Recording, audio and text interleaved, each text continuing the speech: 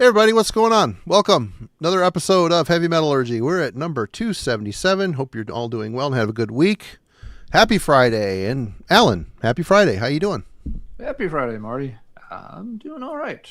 Busy week. Still getting pounded with thunderstorms pretty much every evening. It's just Wow.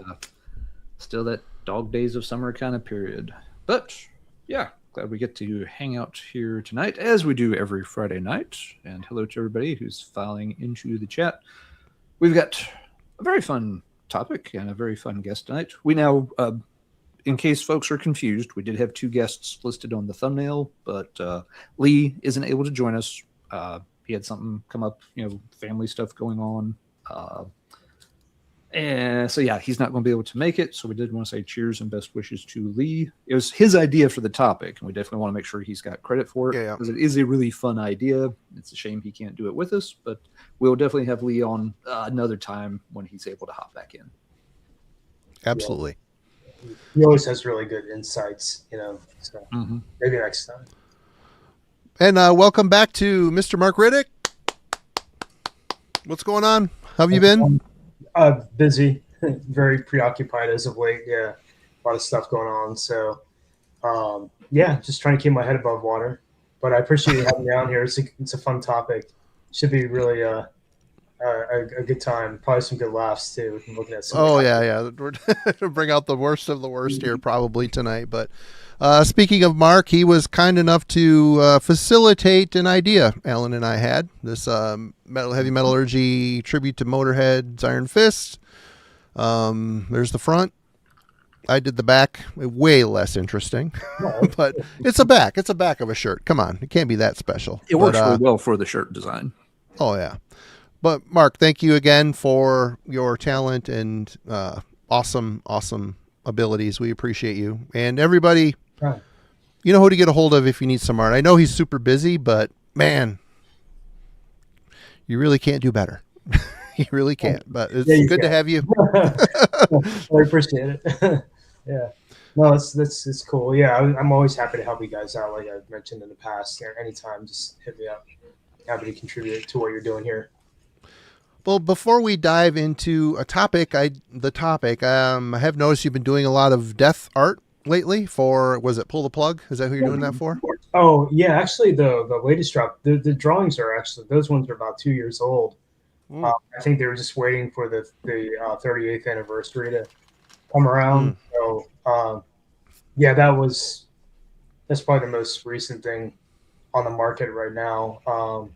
You got your own line. You're doing something with another company with your own art on it?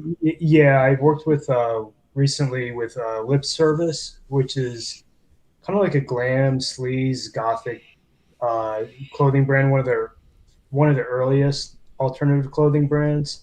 So, bands like Poison, Guns N' Roses would sport their attire back in the day. So they kind of have a pretty legendary history. But when the owner passed away, it was picked up by another partnership, and I've been working with them, and they've been great to work with. I've been working with Lip Service for a while, so we just did a formal collaboration. So there's some stuff on the market through their website and some storefronts too in the like LA area.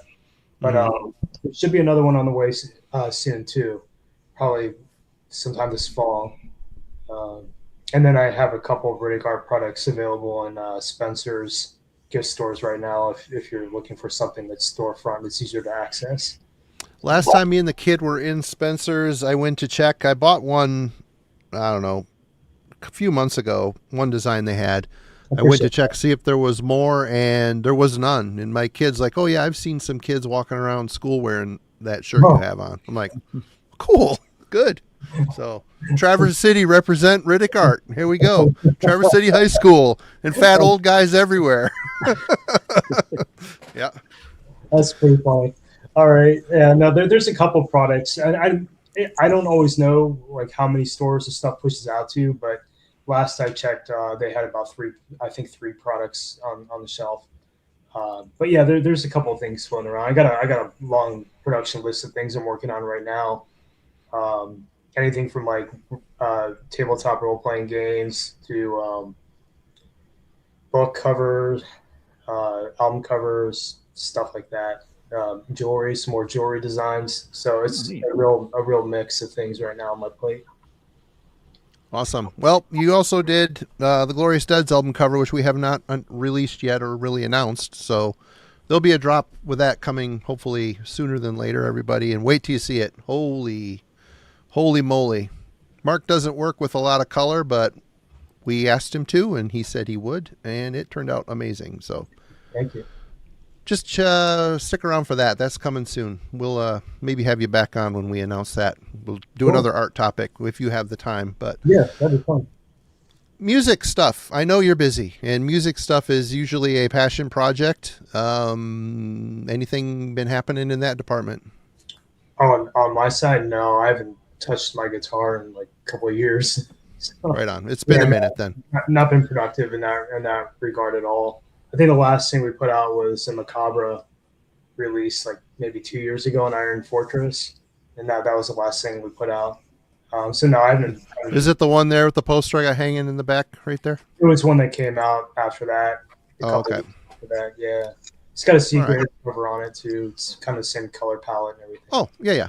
I have that one. Yeah. Great album. I like it. It's a little weird. It's definitely more of like weirdo tech death thrash influence.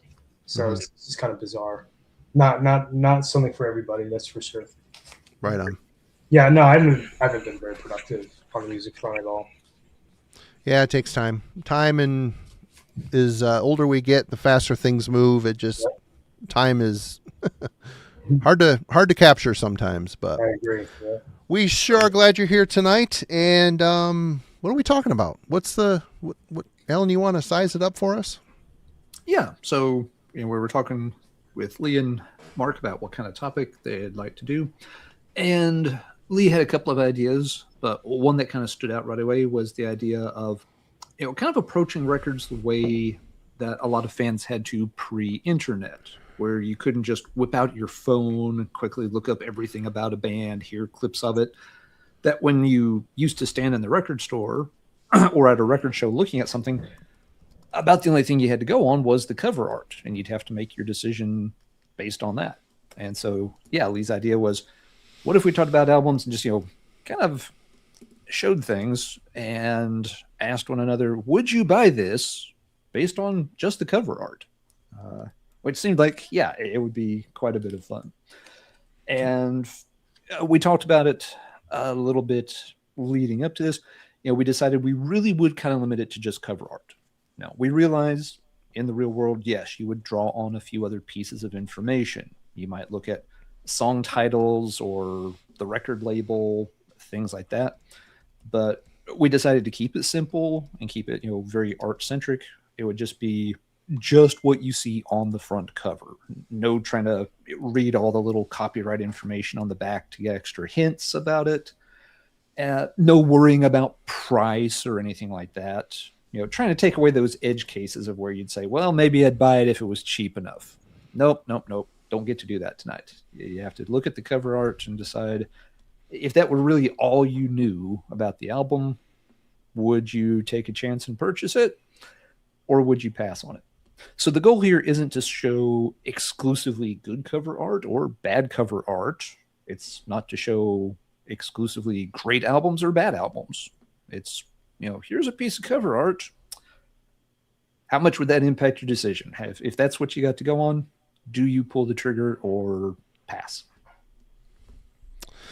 And I will follow up after thinking about this a lot this week. We've talked about it before on here. The fact that cover art is a band's, especially in the metal world. I mean, all bands that tour, they need merch, right? They got to have merch to sell at their concerts and whatnot. For country performers, it's pretty easy. It's usually a picture of whoever's in the band on the shirt. Metal, the black t-shirt, band shirt is part of our culture. If you're going to do a culture assessment, it is certainly part of it. And it seems like there's a lot of bands that take the whole album cover situation as spent so much time making this music, and now at the end of the process, oh shit, we need a cover. Herein lies the problem. If you have a bad cover, this could be the face of your tour shirts, your band shirts. Why aren't we selling enough merch? Why is our merch not selling? Maybe because your album cover sucks. I mean, there's, you know, Mark, you are in the art field here, so obviously you can lay it down on the line that album art is very important for a lot of reasons. Oh, for sure. And it's funny you mentioned that. You'd be surprised how much of last minute activity takes place with bands. It's especially surprising with the bigger bands, working with some of them that, just even this week, I got a last minute request for a pretty big metal band. I'm like, dude, you guys are putting a new album out, and this is, you're about to go on tour, and now you're thinking about the art, which is fine. I mean, I can help out, but even in like my very small portion of time spent dealing with even some of the pop side of things, even that is really last minute too, can be real crunch time. And it's just surprising because you think that some of the larger bands with more label support with the manager and all that, they'd be a little better off in terms of scheduling. And some bands are, but some of the bigger ones I'm surprised are not all the time. But yeah, I do agree that if you're going to spend the time crafting music, which is essentially your art and your personal expression, you probably want something that represents that in a visual way that makes sense with the music. So I'll touch on a little bit of that too in some of the choices I have, because I did pick a couple album covers that I thought were successful, but maybe the bands aren't as well known. But yeah, it's vital. And it's also, I want to point out too that in the heavy metal community, I think that one of the things that separates this fan base from a lot of other genres is our appreciation and respect for authenticity. So it's always a little gut wrenching when I see something produced with artificial intelligence. So that kind of thing is counterintuitive or counter to, I think, the whole idea behind the DIY attitude of metal music. So it's just something to consider also, because I know it's easy and probably tempting to let AI generate something on your behalf with a couple of keywords. And take the time. You spend time on your music, spend time on the art too. Work with a real artist and make something, craft something that's unique to your band. It's in my opinion, it's worthwhile if you care enough. And agreed, 100%. And I've also, looking through, the piles of music to pick some covers for tonight, I found that the more established a band gets, the less important album art can be. Iron Maiden is a prime example of this. It doesn't matter what they put on their cover. People are still going to buy their album. So, tonight's exercise kind of tries to remove us from that bias and actually just try to process the art as it stands. Yeah, I don't know what I was trying to get there, but I just wanted to say I noticed that the art thing is, I think, a bit less important to bands. The bigger they get, the more legacy they get. I mean, look at Metallica. The Black Album would be a prime example for the tonight. If someone picked that tonight, sorry, it just came to me. I mean, it says nothing. If you're flipping through a rack, people would just flip over it because it's the way it's printed. It's so dark you can hardly see it anyway. So It's just black with the logo. So not important. It's almost like they're going to wait and do the tour merch later, and that's going to be completely different from the album art. I do have to say there's more demand on the bigger artists in terms of their time. They don't always have the time to handle that. In some cases, I work with the merch folks. They have a separate team that handles merch, or they have a manager who tours with them and handles the merch production. So sometimes you're working with those folks to execute the art. And some bands are distant from the people who handle their merch, and some are very involved. It's a mix. You get some bands, and some of the bigger ones, who do genuinely care and want to review sketches and things like that. And you get some that are like, oh, I just trust my guy to handle it. So you're right. It does get a little tougher and a little bit further removed as bands get bigger and have more demands on their time. It's weird how they want to be. Well, I guess it makes sense when your band is hitting like corporation level, or like you're a corporation. You're incorporated. Right. We have a team that takes care of that. You know, they worry about writing the music, and everybody else worries about everything else. So it's interesting. It's treated like a business, a proper business, I suppose. It is. Alan, your thoughts on this? I'm sorry, we're just rambling along here. Go ahead. Oh no, it's all good points for sure. But no, you're exactly right, Marty. For metal bands, cover art's going to be a huge deal. You're dealing with a fan base that tends to want to explore lots of different bands. They're going to be interested in lots of stuff that's going on in the scene, but nobody can hear everything all the time.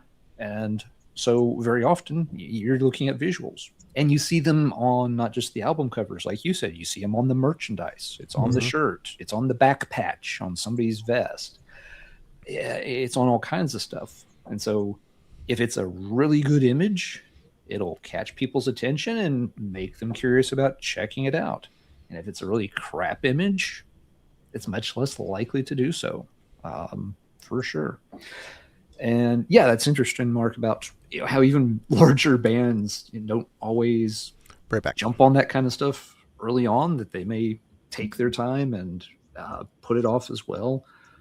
That's interesting. I guess you could say, be really cynical about it. It's like, it doesn't really matter what Metallica puts on a shirt. They know they're going to sell 1 million of them every single tour stop. But at the same time, it still has to be taken care of. Yeah. Someone's got to do it. And yeah, it's interesting that some artists really will want to oversee and nitpick all those kind of details for that stuff. And then what you're saying, that some are just like, I got a guy. He show it to the intern. He'll take care of it for me. It's interesting. They have very different approaches to it. But just one quick personal anecdote from like very early metal art. It was like, I don't know, 7th or 8th grade. I sat behind a kid in like health class, and he had the typical denim jacket, and his back patch was Iron Maiden's Seventh Son. I had never heard Iron Maiden at the time. I wasn't into anything heavy at that point, but the design, I would just sit there and stare at it, just like, that's such a weird design. What's going on in this artwork? It was the, Eddie holding up, the, cybernetic womb or whatever, and you can kind of see the little one poking through, and just like, it's kind of creepy, but it's got a weird sci-fi vibe to it. And yeah, I always kept just checking out that jacket just because it was such a neat image. And when I got into heavier stuff, Iron Maiden was one of the first bands I wanted to hear. That image just stuck with me 40 years later. I still remember seeing that back patch because it was such a cool image. It's interesting you bring that up, because Derek Riggs is the artist that inspired me to pursue the path of illustrating for metal covers. I was standing at a record store. It's called Record World in the local mall with my dad and my twin brother. And right next to me at eye level, because I was 6 years old at the time, is Iron Maiden Killers on vinyl. Mm-hmm. And right around the time it came out. And I remember looking at it and just being really enamored by it. And of course, years later now, I love Iron Maiden.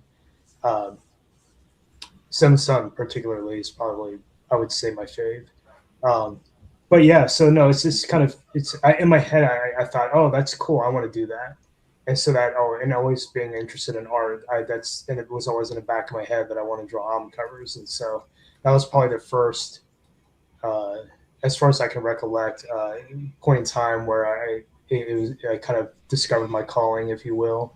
Mm-hmm. But, very cool. But yeah, that's funny that just happened because the dude was sitting in front of you in class. Yep. It's so random, Mm-hmm. Yeah, just one of those things. And yeah, like Metal Neanderthal just said in the chat, Derek Riggs converted pretty much everybody into Iron Maiden fans for a decade or more. Oh yeah. Sure. Well, that's an interesting thing too, because when you look at Derek's work, the body of his work, especially you look at Iron Maiden, the first portion of albums they put out was all him, and then they moved on to work with other artists down the line and experiment more with how they portrayed Eddie. And then you look at also like a band like Metallica was brought up in the chat too. and how they're so reliant on Pushead from Septic Death for his art to appear in all their merch. Not necessarily albums, but all their merch lines were Pushead artwork. And then now they moved on to like work with a variety of artists. I do think there's some value in sticking with one artist just for sake of branding. But then I look at a band like Black Dahlia Murder, who would always make a point to work with a variety of artists. They pick every album cover. They pick somebody who was established in the metal scene to illustrate their cover, and always appreciated that too. It's a different kind of branding, at least in my mind. Mm-hmm. Yeah. Do you think a band loses its credibility and value when they change up that consistency? Not as long as they're like switching to another good artist. Let's say if it's good, they'd be like, good Approach, idea. Yeah. Okay. Yeah, no, In Metallica's case, I think you fail. are right. Yeah, I think you are right. If you're aiming, establishing a long-term, certain image or career, or especially with a band like Iron Maiden, where you want to have a mascot to represent you, having that continuity of one artist. And it's a great example with Riggs, reimagining Eddie, but it's always still him drawing Eddie. Yeah. So you can see it change over time, but there's still that element of familiarity. And when do people start noticing Eddie less? It's when Derek stopped drawing him. When they started having other artists do it, it didn't quite feel the same ever.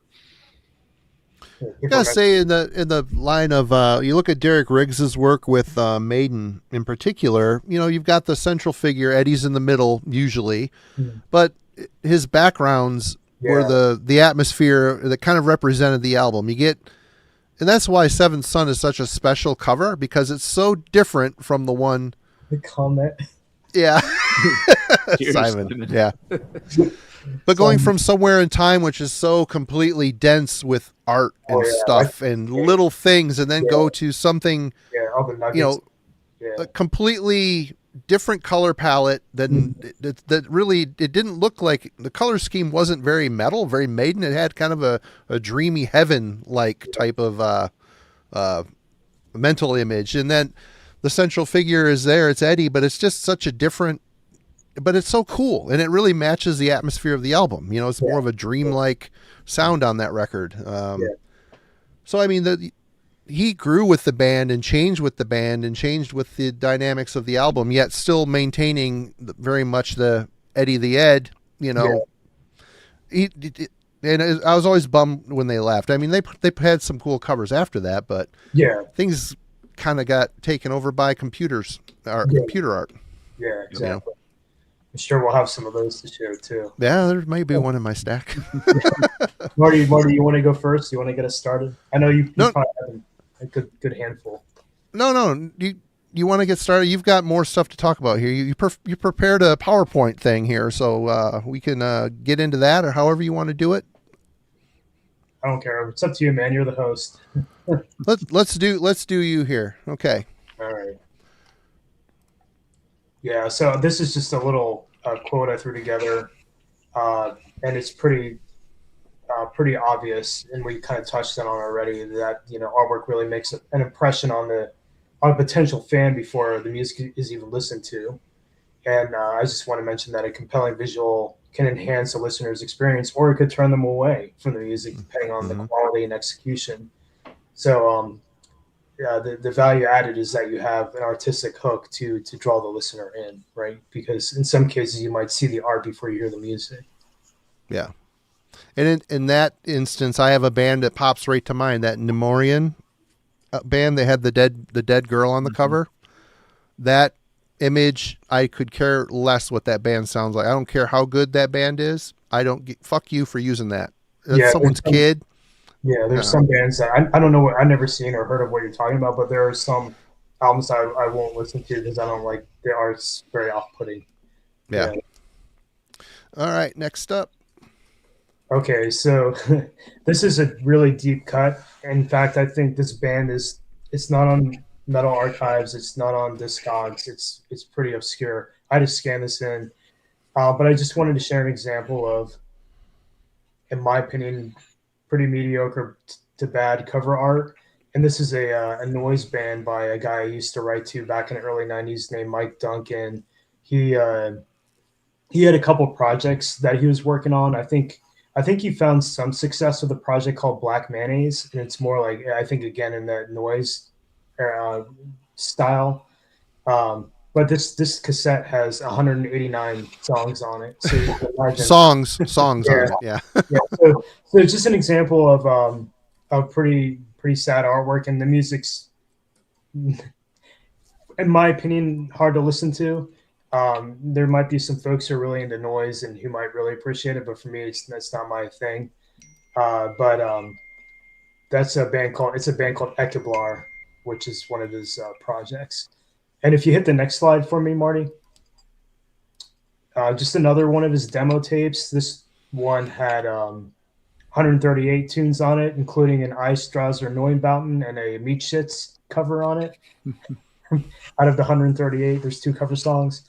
But if you guys can see, like you can see the on my scan, there's a crease where you can see where the cover resides, and there's a crease there. When you look at it, when it's folded down, the J card's folded down. It's pretty dry looking cover.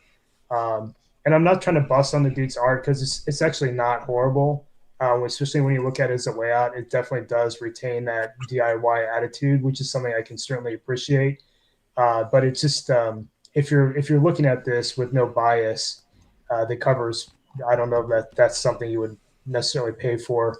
I think I got this as a trade with him back in the day, probably like around 91, 92. All right. I think that's all I have on that one. Okay. You want me to? All right. We'll save for the next one. All right, Alan. All right. Let's see. I pulled a fair amount of like older 80s kind of obscure stuff. Some of mine will have kind of like in between covers. I tried not to pick just all killer covers or all, really bad covers. The first one on top of the stack, though, is perhaps not the best. You guys can decide. Would you buy this album based on its cover? The band is Sacred Right. Not Sacred Right? Not Reich. Nope. Sacred Right, guy. This is one of my favorite bands growing up, man. Yeah. Ignorance is a classic. Yeah, that's amazing. So this is like album. This is one of those album covers, in my opinion, that rides the line between being good and bad because it's actually it's not poorly illustrated. It's not, the composition's pretty interesting. It's not a bad drawing. It's just I think the fact that they're maybe using colored pencils and maybe like a thin maybe hit of ink. That's what is maybe giving some confusion in terms of whether or not it's good or bad. But it's actually it's not horrible. Mm-hmm. I don't know if I would buy it because I'm not really into album covers with Pegasus on it. Not really. I'm going to assume it's just like power metal or classic traditional heavy metal or something like that. That would be my assumption based on the art. Okay. Marty, what do you think? There might be boobs down there. Yeah, I'm side boob. Hell yeah. I'm a little a fan of the colored pencil thing. I mean, that's our time. That's where we come from. So it was commonplace, I think. But yeah, I don't know. It's interesting. It's well done. It's well done. It has a foreground, middle ground, and background. That's not easy to do. So there's a lot happening there. I think what's confusing it is maybe the placement of the colors. Mm-hmm. It might need a little bit heavier contrast at the horizon line where the ground meets the sky. Maybe a higher point of contrast there would really make it pop more. But there's so many light colors. It's hard to get with colored pencil a really rich saturation. So, but yeah, what are your thoughts, Alan? You're on the line in the middle there on that one. I agree for sure about the color. That the coloring, just being colored pencil, very kind of light. It has a kind of faded look, so it's not like a really strong color palette that grabs your attention. I think that is part of it. It's reasonably detailed. It's not horrible. At the same time, it does scream Saturday morning cartoon illustration a little bit. With some of there's some maybe He-Man and She-Ra kind of stuff going on with some of these folks. Would I buy it based just on the cover art? I would be tempted, because when I look at this, I'm thinking this is probably like an independent release from some kind of like mid 80s metal band. And I do have a soft spot for that material. Yeah. So I would be tempted. I would be a little worried because it is just amateurish enough looking to give me pause. Yeah. But it again, it leans into that genre, which I tend to enjoy. Is it good? As far as how this one plays out for folks that aren't familiar with it, Sacred Rite were one of the very few heavy metal bands from the state of Hawaii. No way. They were a Hawaiian band. They actually had a pretty decent career. They released a handful of albums over the years. This was not a one and done project. And this is actually a very strong album. You're right, Mark. It is just kind of traditional heavy metal. It has some of those kind of triumphant gallops and everything, but it's 1984. So it's not like it's full of keyboards or frilly sounding 90s European power metal. It's a decade too early for that. They've got a very good vocalist, really good song compositions, and this is actually, a much, much better than average album for being an independent release from the middle of the Pacific Ocean. Yeah, I think the only Hawaiian band I have is, I think Rat Attack. Are they Hawaiian? I think, Rat Attack. That's a shitty cover. You want to talk about shitty album? Yeah, that one could use some help. Yeah, there aren't many. There's the whole Vixen and Hawaii project that Marty Friedman was with, and one or two others maybe, but never many. The Sacred Rite does come with a different cover. They repressed this themselves, and it's a plain white cover with the band logo in the center, but it's a more stylized logo. But they completely took all the artwork away from it. So most of the time you see that version. This one is obviously a lot more fun to look at, if nothing else, than a plain white cover. It's cool. But that is my first pick. So Marty, what you got on top of your stack? Kind of in the similar vein, but now this is maybe a painting. I don't know, but it's a bad cover. Tension's Breaking Point. Oh, I had that in my stack too. Yep. Good call. Now, this is just sitting on the reason I bought this was it was on Torrid Records and Combat. So yeah, before the internet, coming home with me all day, every day. Torrid was the label. If you hadn't known that, what label it was on. If I hadn't known that, I would have skipped right over this. It's just, obviously, the rope breaking is the breaking point, but there's just nothing on here that is, this is a very good album too. This album actually rips. It's very Maiden-esque. A very good bass player, sort of thrashy, sort of trad metal mix. Good singer. Yeah, they remind me a little bit of the like early Metal Church, I think. Oh, okay. I put them kind of close to that camp, at least. A little busier, I think, in the rhythm. But that'd be a good place for them to sit. It's not really thrash. It's not really just straight up heavy metal. It's a good power metal, U.S. power metal vibe to it. But yeah, this is a really good album with a very nondescript album cover that says not a lot of anything other than being a little on the nose when it comes to following the album cover. But what do you think of this one, Mark? The painting, the quality of the painting doesn't bother me. And actually, I think there's sometimes a lot of power and less is more when it comes to how the negative space is used on the cover. It's not horrible. So I'll give you an example. Like the rope comes kind of at an angle, which is smart because if it was straight, it would be very boring and dry and it wouldn't make as much sense. So it's showing a sense of action by tilting it. I think what's getting me is the logo, and then moreover just the typesetting for Breaking Point does not read heavy metal at all. It reads like surf rock or something. So I would say that the typography is probably the bad choice, and the logo treatment probably the bad choice on that cover. The painting doesn't bother me. Again, like I said, sometimes having a really minimal cover gives the artwork more room to breathe and can have more impact. It's just it is for like if you're trying to get a thrash head to listen to that album, they're probably not going to pick it up. They're not. It doesn't read that heavy to me in terms of like the artwork. So it definitely misses the mark in that regard. But quality of the painting, it's not bad. It's just how I think it's set with everything else around it is the problem. Yep. No, I agree. I hate this band's logo. It just looks very lame. It could almost be a punk band logo. Yeah. It has It that has kind a little of. bit of that going on. You're right. Yeah. It does. Yeah. And then the breaking point font is just, again, you're trying to emphasize there's like tension and breaking, and you've got this kind of just very kind of chill font. Dude, for your album title. There's an apparition on the back. I would have used that shit as a cover. That drawing, use that, or the band photo. That I think is on the insert too. Let me. Mm-hmm.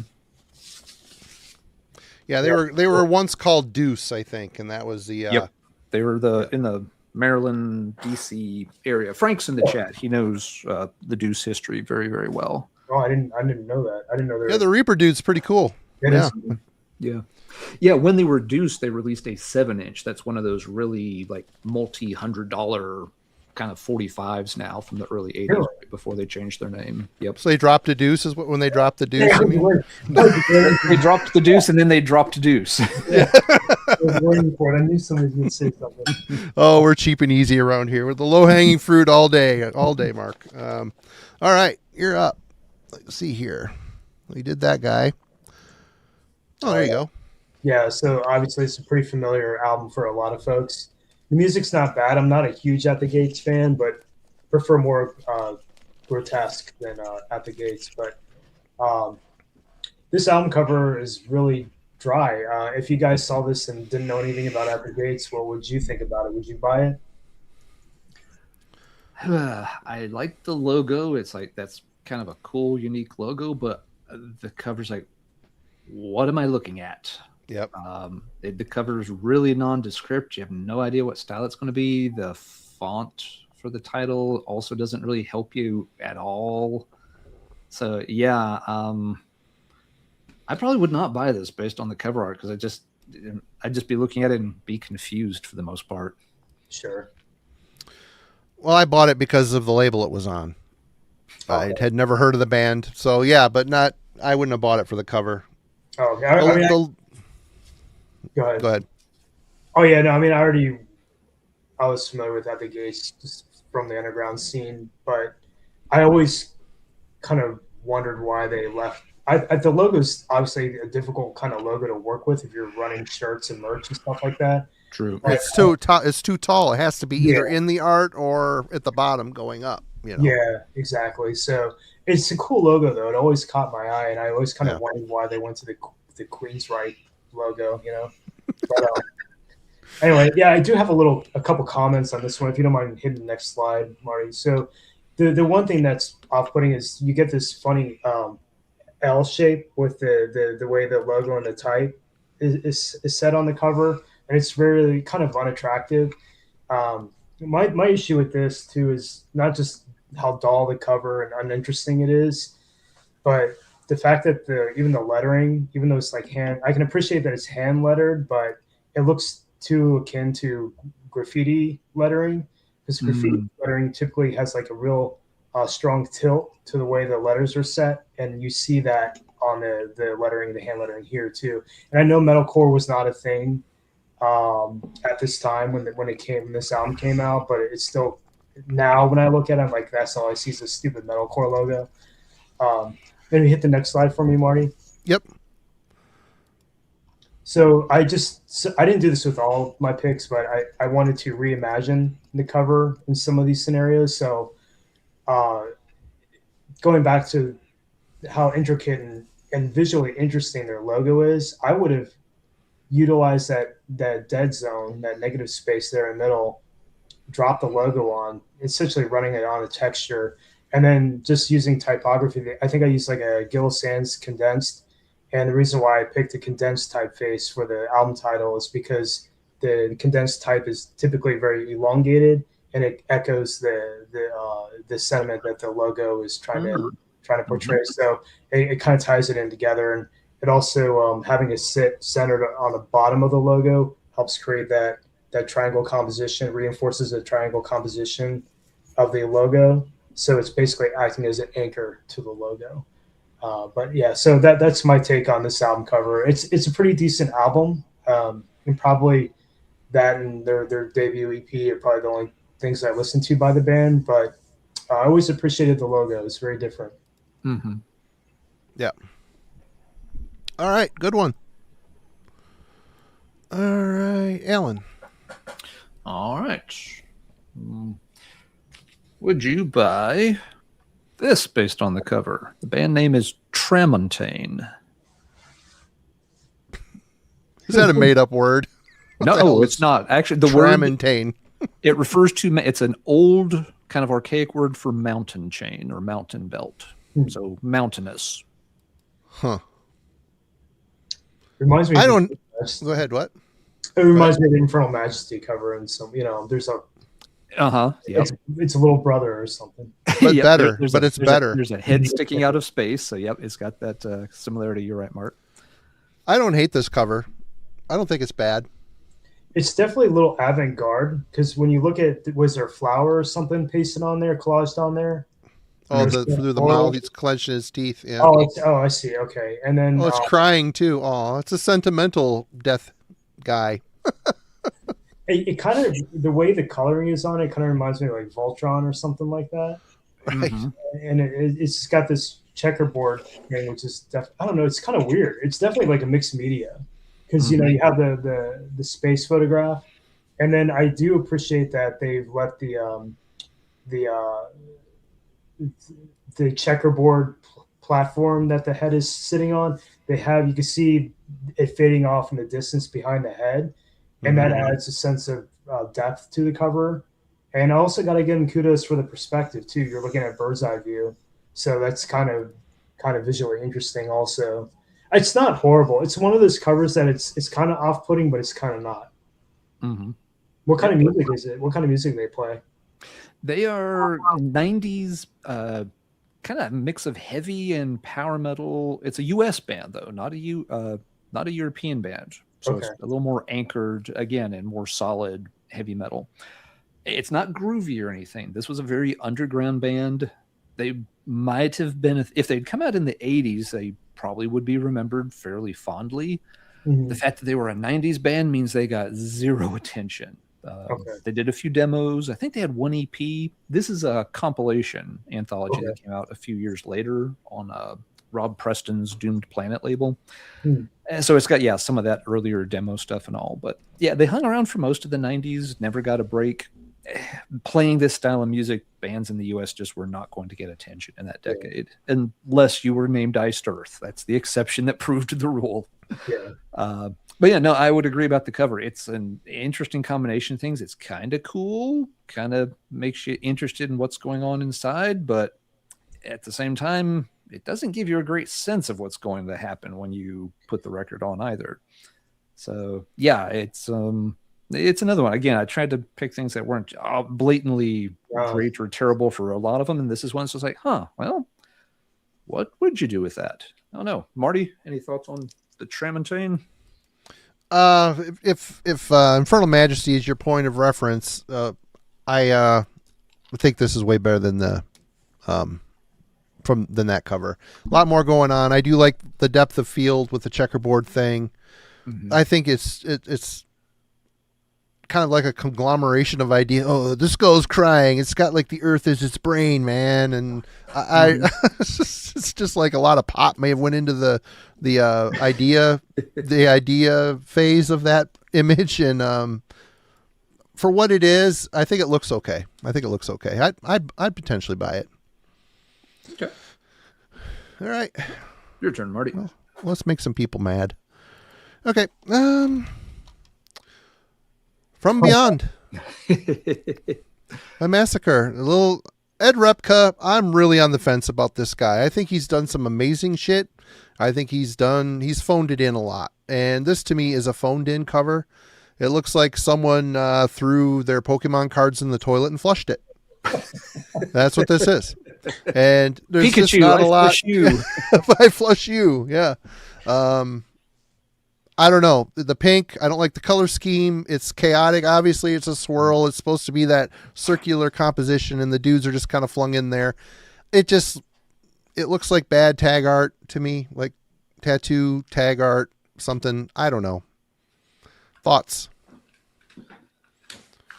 I mean, I like Repka. I think he's one of the few artists that I think really owns that those very oversaturated, almost leaning fluorescent kind of color palette in most of his work. And I think that's part of his visual brand too. It's kind of what makes his art recognizable. It's not just like stylistically how he paints, which also has its own visual language too. But I think a lot of it is just leaning on that color palette that he stays consistent with.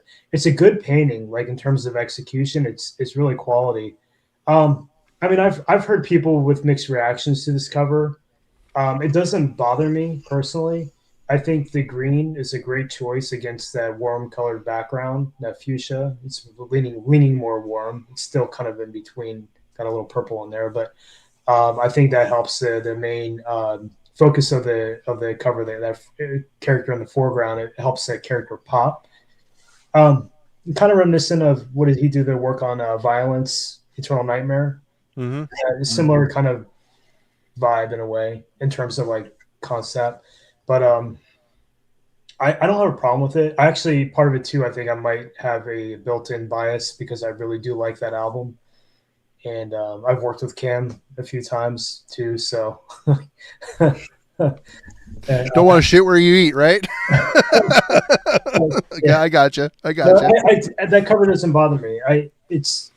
But I know that it can be off-putting for some folks because of the color palette. It really undercuts the expectation of a extreme metal album with that pink in there. Mm-hmm. That's a good point, Mark. Yeah. It's not a cover I hate, but would I have bought it based just on the cover? Probably not. Now I will say I did buy their Inhumane Condition EP based on the cover art, because I found that in a used bin as a kid and had no idea who they were. That was a step up for sure. I thought the cover was kind of cool, so I bought it. Now let's try this another way, Marty, if you'll blow me up for a second, please. Because Mark makes a good point about the color maybe being a deal breaker for some folks. Pretty in pink. Yeah. I've got a reissue with a different color scheme. Yeah, they changed it. Probably because of the feedback they got. Maybe so. Better or worse? Well, they changed a lot of things with it. Here, let me see if I can put us side by side. I don't know. Because you can see he made the logo bigger and the image is going up into the logo. So the logo is more a part of it. Granted, what I'm showing is the cassette. So it's an elongated, the image is cropped or whatever. So true. I do like that color scheme a bit better. Here, I'll crop this one a little. There you go. Now it's a rectangle. It looks like the color, like it's the Pokemon are a little bit more in the painting, you know what I mean, as opposed to pasted over the top. Mm-hmm. Mark, any thoughts about the different color scheme for the press? I don't have a problem. The only thing that is off-putting to me is the outer glow used on the logo and the typography on the repress is kind of fucking annoying. Yeah. But color palette, either way, works. I'm kind of curious, how does Ed Repka feel about his painting being manipulated like that? Yeah. Did they ask his permission? I don't know. Yeah, so I don't know either. Yeah. I didn't buy this because it was blue. It was just the copy I stumbled across. So that's the copy I ended up with. Yeah. I forgot about that until we were discussing the colors. Like, oh, wait a second. there's an alternate. If the pink is the problem, there is an alternate, folks. Yeah, I think Toshihiro Egawa, a Japanese artist, he's really good. He's probably one of my favorites. He's done a lot of album covers too, but I think he did a reinterpretation of that cover as well for another repress or a tour poster or something like that. It was really cool. It's a little bit different because Toshihiro's style is a little more visceral and gruesome. So I saw that floating around at some point. I'm pretty sure it was Massacre. It may have been maybe a Massacre worship band. I'm not really sure. Anyway, it's pretty cool. Same cover concept, different art. All right. You are up again, Mark. We'll get your thing up here. Boom. Yeah, so I wanted to share a cover that I thought was pretty cool. So it's a little bit different too. So obviously I'm tend to be more partial black and white. I'm not familiar with the artist on this, Proprietor. I'm not sure what else the artist has completed. This is the only cover that I know that the artist has done. But it's achieved. If you hit the next slide for me, Marty. Yep. So it's achieved with stippling technique, which is where pointillism is another term you hear, where it's just many dots, right? Mhm. But the values achieved with that stippling is just insane, super meticulous. Yeah, Uh, it's a really good cover. I dig it. yeah, it's a little just very just different. It's a different kind of style, like in terms of the way it's illustrated, but then the texture created with the ink technique is pretty over the top. Great use of value too and contrast. You got pure blacks in parts of it and pure whites in other parts. Composition is good. You see how your eye bounces from his hand that's on the satanic contract, goes straight up to the logo. This band is pretty good too. It's one of Roga Johansson's bands, and it's got the dude from Benediction on vocals. I don't know why I can't remember his name. Um, Dave Ingram. yeah, Dave Ingram sings on it, so it's a good death metal album. I recommend it. But this was gifted to me from Kunal from Transcending Obscurity Records. Oh, cool. A good pickup for sure. But anyway, I just wanted to share an album cover that I thought was quality, and then the music is, an album that doesn't get as much attention as it should, but the music's good too. So All right. Good pick. Alan. All right. This one I chose to represent a motif that you see on a lot of album covers, especially from the 1980s, but not exclusively from the 80s.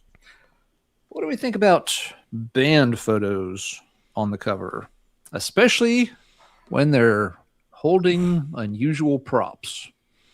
I thought that was a poodle at first. that is fair, but it is sadly not a poodle. I'm okay with photos made on covers. You do have to watch that, especially in that era. I feel like a lot of bands did use that approach. But when you don't have a band logo, like it looks like this band didn't at the time, a photo might be, and it probably means you don't know an artist, and it probably means you might have to go with a photo. So I don't have a problem with that. I think if you can make something dramatic, it gives you a lot of information already. When you look at a photo on an album cover, you get a lot of information about what it might sound like. A band member might be wearing another band's shirt, or obviously in these guys' case, they look like they're probably like Manowar fans or something. Mm-hmm. A lot of information, like the guy holding the severed Muppet head cut his own hair. Those bangs aren't great. There is an album title crammed in over here somewhere too. Oh yeah, that's a weird placement. Okay. Yeah, David Watson's. Okay. Weird place and very small. Yep. But yeah, no, I agree with you. The band photo can at least give you a pretty good idea of what's going to happen in here. And yeah, this screams early to mid 1980s, which of course it is. Yeah. But sometimes they all wanted to hold weapons or props or something sometimes, and this I'll say at least it is a little easy to overlook if you just glance at it. It's not like your eyes immediately drawn to the fucks in his hand. Yeah. If you did see that up close, it might be more concerning. But Witch Killer were let's see, they were the first non-US band signed to Metal Blade. This is an old Metal Blade EP, and they were the first band from outside the US to have something released. And being an early Metal Blade release explains a lot about the very minimal cover and layout. That was not something Metal Blade was ready to tackle with a big budget back then. Yeah. But lots of band photos on covers, and they can. If the band looks cool, maybe that tempts you to pick it up. And if the band looks really lame, that can scare you away. Yeah. I think these guys look okay though. Yeah, that's one thing too. You see a lot of this in advertising of products. People like to look at people's faces. It gives it that human quality, and people connect with each other. So when you look at ads, you're looking at the eyes of the person in the ad usually first, right? And then you go to the product, which is usually on the bottom right side of the ad, because that's where your eye leaves the page. Anyway, people like to look at faces. So I do think there's some value in using a band photo for a cover. if you don't, especially if you don't have any other options. And this is another thing too. You guys probably see a lot of this where a band might just slap a logo. And you talked about this earlier with the one band who had the repress, their Sacred Right, with the repress is just a logo. Even if you have to resort to that, I think that's fair. It's obviously not as attention grabbing, but it's a good fallback, if you don't have cover art. Yeah, we might see an example of that next go round. All right, Marty, your turn, sir. All right. Well, this is a little bit of recency bias, but we just talked about this album on Wednesday night. Feel Sorry for the Fanatic by Morgoth. Obviously, you've got hell no, we ain't buying that. Clowns are not metal. No, a whole slew of really cool artwork or photography on their covers, and all of a sudden their logo is gone. They've made a shift to a type for the font, and you've got a clown, you've got a weird non-metal color palette, which, that's kind of lame to say, but this looks like a post desensitized pitch shifter album. You got the little icons here and the checkered board and the clubs and the fire, and everything about this screams alternative or whatnot. Granted, I do like this record. I spent 2 hours sort of defending it the other night, but yeah, this is a big change. And the good thing is they didn't hide the fact they changed. They came out swinging with a completely different look. But this is very much 1997 Century Media. The bigger metal labels are starting to tap into this a bit. You started seeing it in earache bands. You started seeing it with, some Nuclear Blast stuff here and there. But from a heavy death metal of their being young and writing death metal to going into, more Voivod and industrial. And I don't know. What do you think? Mark, we'll start with you. I never picked that album up. I think I had Cursed growing up. It's funny, I was actually listening to today a band called Disbelief, Germany, and it has the dude from Morgoth on vocals. I don't know that he sang on the old stuff. He sang on a more recent Morgoth album. It's really good. That's beside the point. But I remember when this came out, and I thought, that's fucking stupid. Am I allowed to cuss on here? Sorry. Yeah. Absolutely. It looks like an industrial album, like something I get from Metropolis Records, That's what it looks like. So I just assumed they went industrial. I never even listened to it. I have no idea what it sounds like. I've never been huge into Morgoth, but it definitely doesn't look like here. I think I had it here. With this Axel Herman book, right? Isn't that? Oh yeah, that was a Resurrection of. Oh wait, Eternal Fall. The Eternal Fall cover, yeah. Yeah, so it doesn't look like this, so hell no, I'm not buying something with a clown on it, man. Come on, man. Come on. Get with the times. Alan, what about you? Is it a good album? I like it. I like Voivod. And there's a lot of Voivod-isms. Not as good as Voivod. If you take like Angel Rat and Don't you make Voivod die for Morgoth's sins. That is not cool, man. Not cool. Listen to it. There's like some chord phrasings that sound like Piggy on here. Not as good. That's like saying, yeah, I'd date that fat, ugly girl because her sister's hot. Not cool, man. So, okay. So fine. Screw you guys. In all honesty, joking aside, I passed on buying that album when I saw it in the store because of the cover. Obviously. I had heard the band's name a few times. I'd never had heard any. I don't think I had heard any music by them. Maybe I'd heard like one song on a comp or something. But when I saw this, like, oh, that's that Morgoth band. What the hell? And I agree with like what Falafel said in the chat. It looks like a 90s alternative rock kind of thing. So I was immediately out. Like that. I don't know what's going on here, but I don't think that's for me. So I literally did pass on that because of the cover art. Yeah, it's totally Tycho's right. It's Killing Joke mixed with Voivod for sure. All right. I'll have to give it a chance sometime. It's it's not death metal. So you know that going in, you might be okay with it. Okay. All right. Yeah, would you guys buy this? Do you guys even own it? I remember seeing this back in the day. Is this an Enya album? I did not buy it.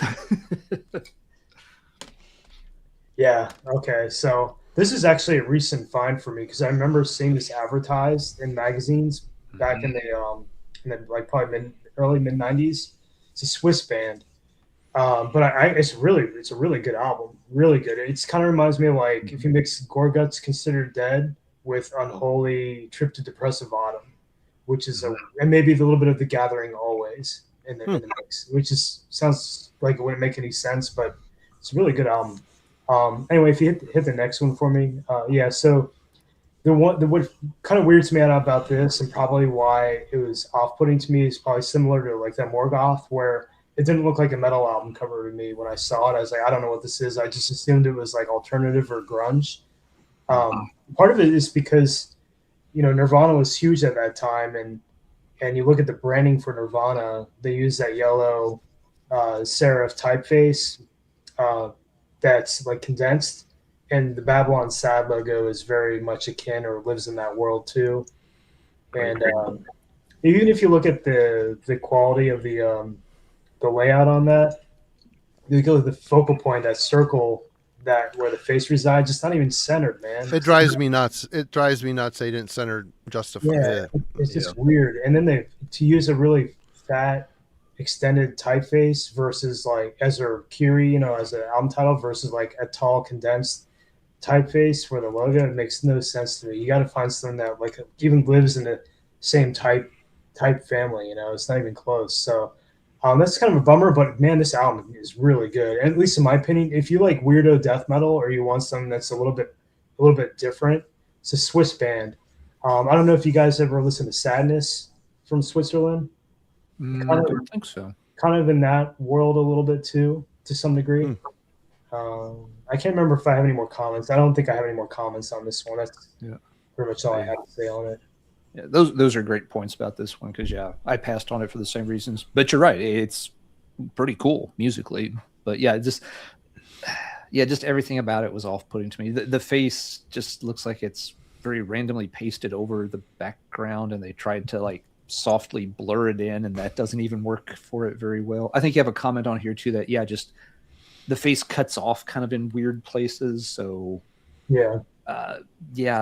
and I would never have thought of like the Nirvana connection to the logo, but you're absolutely right. That is, it looks like it belongs in that grunge world, just based on the font. Babylon Sad. Yeah. This is the only thing they put out. They put nothing else out. They were too sad to put anything else out. All right. Never heard of this one. Good pick. And how do I get rid of that? There we go. Alan, you're up. Let's see. We talked about band logo covers a little bit, so I'm going to skip that one, actually. We'll go with something. Let's do this one. Would we buy this based on its cover art? It is, for anybody listening but who can't see their screen right now, it is by a Solstice. The album is called Pray. I bought it, but it's because of the music. I've never seen this in a store to buy it. I didn't even know this thing existed. I had the first one, and that was it. Oh, I have a repress on cassette. It's a really good album. It's like kind of like in that like malevolent creation. Style, in my opinion. Yeah, it's solid Florida death metal kind of stuff. What are you? I did not buy it because of the cover art. But what do we think of the cover art? It's not that it's terrible or anything, but composition makes sense. The logo treatment's a little strange. It's like that. It's not a soft gradient; it's really harsh gradient. And you got the red, white, and blue, which I don't know if that's intentional or not. With the color palette, I'm assuming that's like is that a collage, or is it a painting? I can't even tell. Maybe it's a painting. I think it's a painting. I think it's all painting. Yeah. Yeah. I mean, I'm on the fence about it. It's symmetrical. You can't really go wrong with a symmetrical composition. The colors don't bother me. They're warm. It's a warm palette. They've used some blue on the logo to offset it. It's not amazing, but it's not poorly executed either. Again, it's kind of like one of those things. I don't like all the other ones you're sharing where it's good, but it's good enough to not be bad. If that makes sense. In the middle somewhere. Yeah, not quite good enough to draw you in on its own. I kind of agree. I don't like the blue.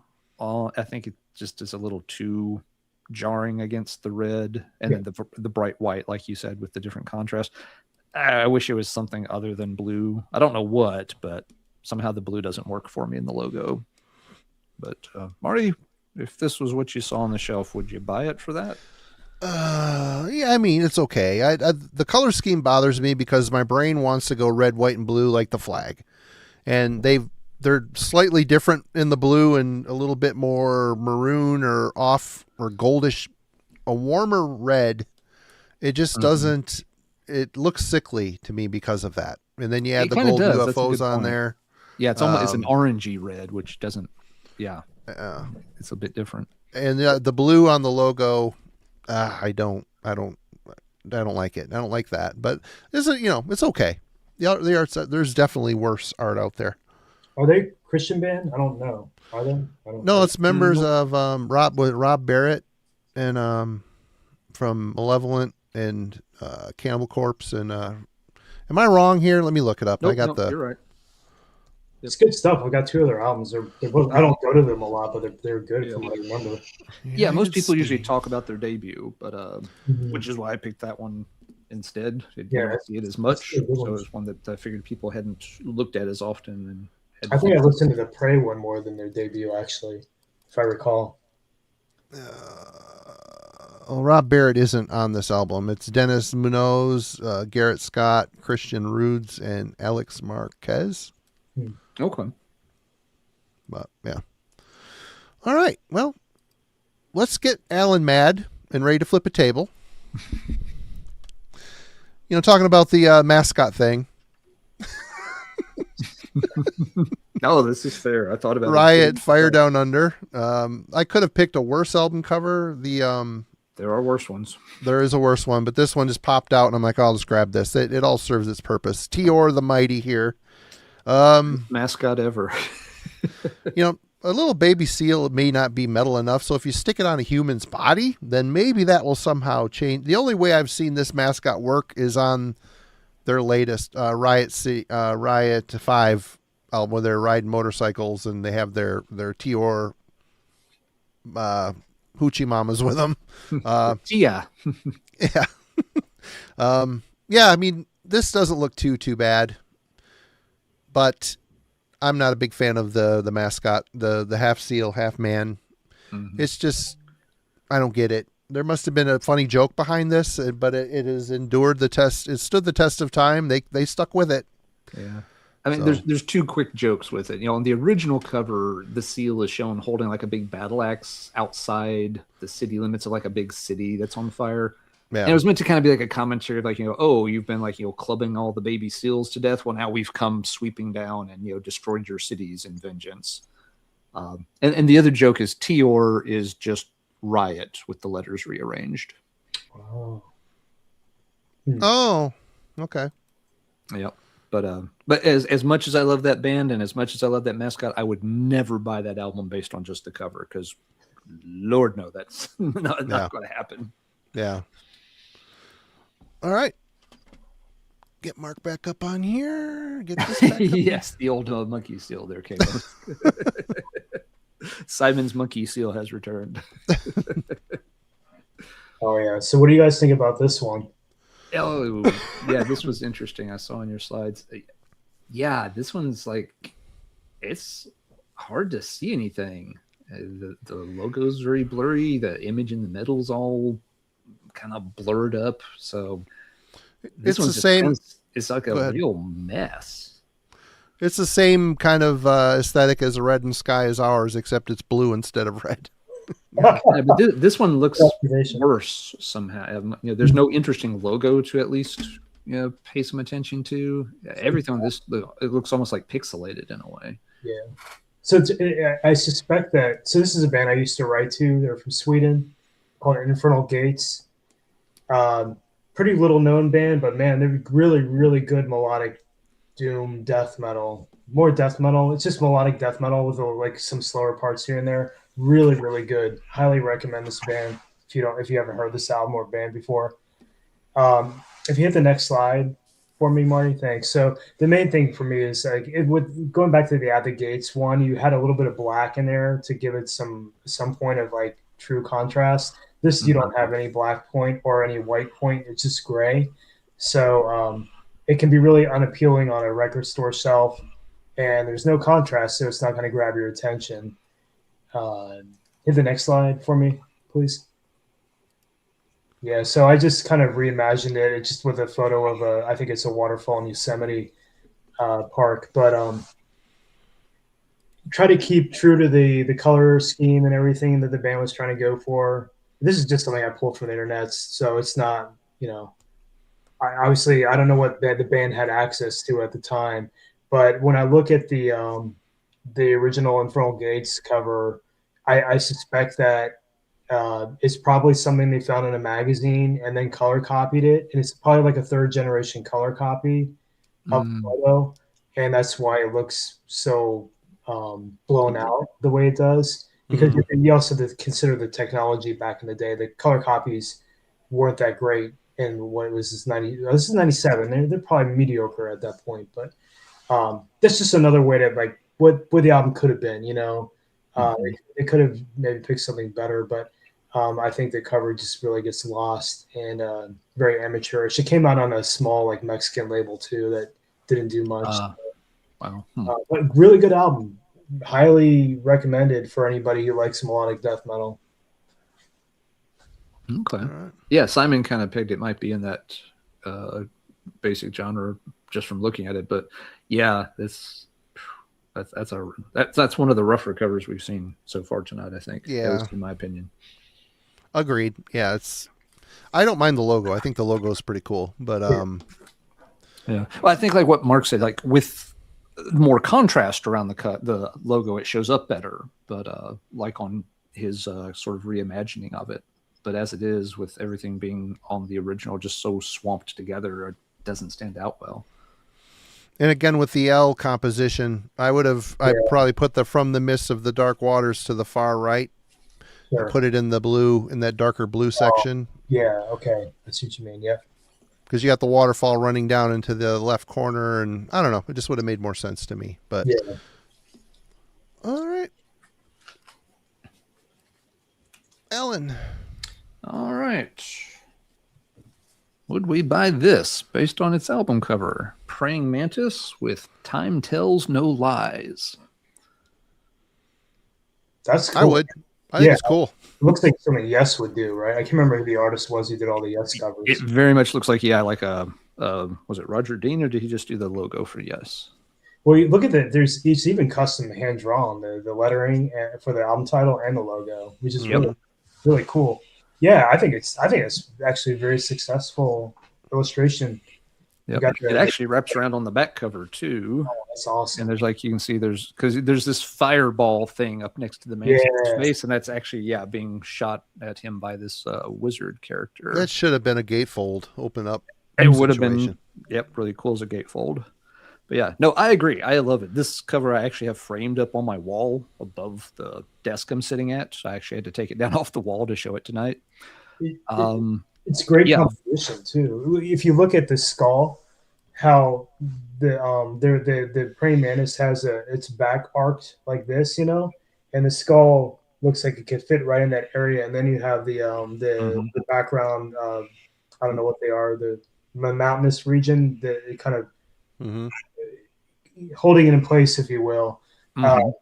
It's really well thought out in terms of composition, and even the contrast. You have the dark point at the base anchoring the artwork, and then it gets lighter when you hit the background. Really, really well thought out. And the color treatment on the logo is smart too. Gradient going on there or something. Yep, it's cool. Artwork. This one is by Rodney Matthews, by the way. Okay. Yep, and I'm pretty sure. This is an old new wave of British heavy metal band, and I'm pretty sure Matthews did a few other album covers back then, or somebody with a very similar style tackled some. I agree. This cover is fantastic. It's why I've got it framed on the wall. Musically, though, it's not the best album. Now, this is a case where you got a great piece of cover art, and the music is okay, but not amazing. Oh, sorry, I got something on the screen here.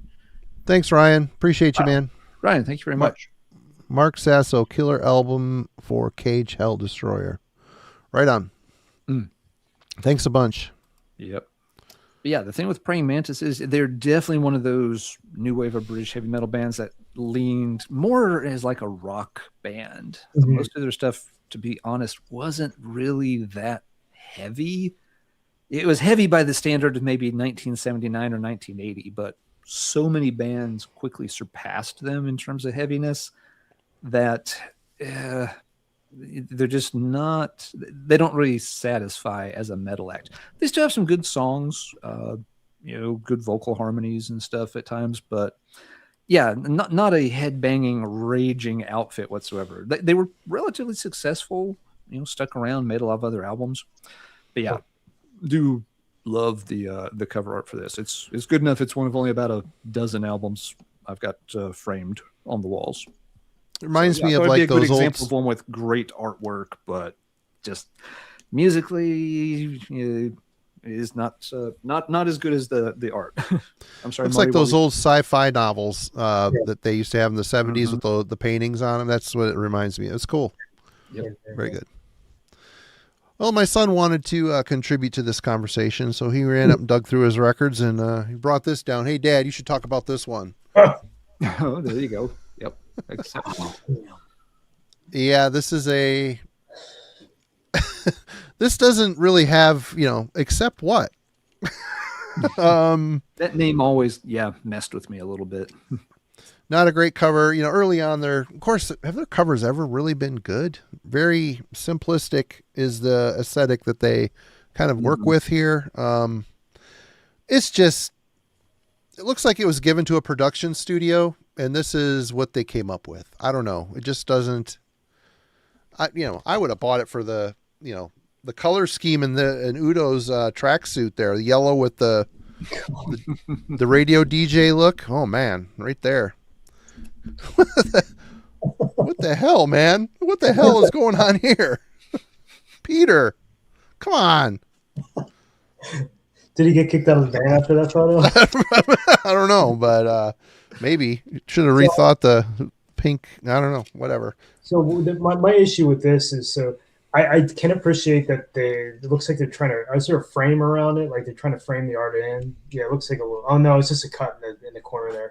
Yeah. My issue is that now with the composition's fine. I think the problem is that it doesn't look tough. And I think a lot of metal albums, they want to kind of give an impression of danger, right? So that it kind of piques your curiosity a little bit.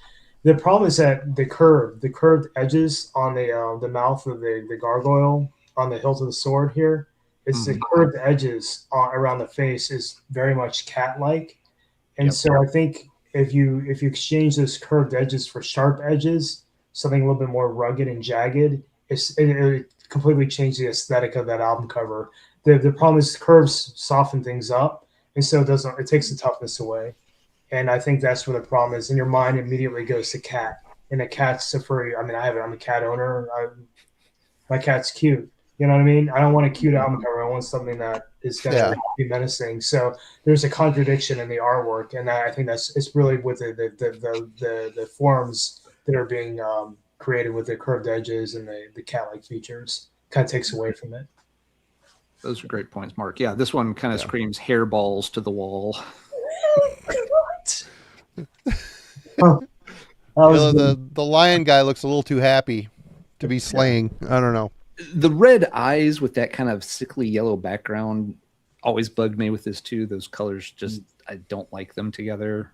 Yeah. I did buy this despite the artwork. It was I'm pretty sure this is the first Accept album I ever bought.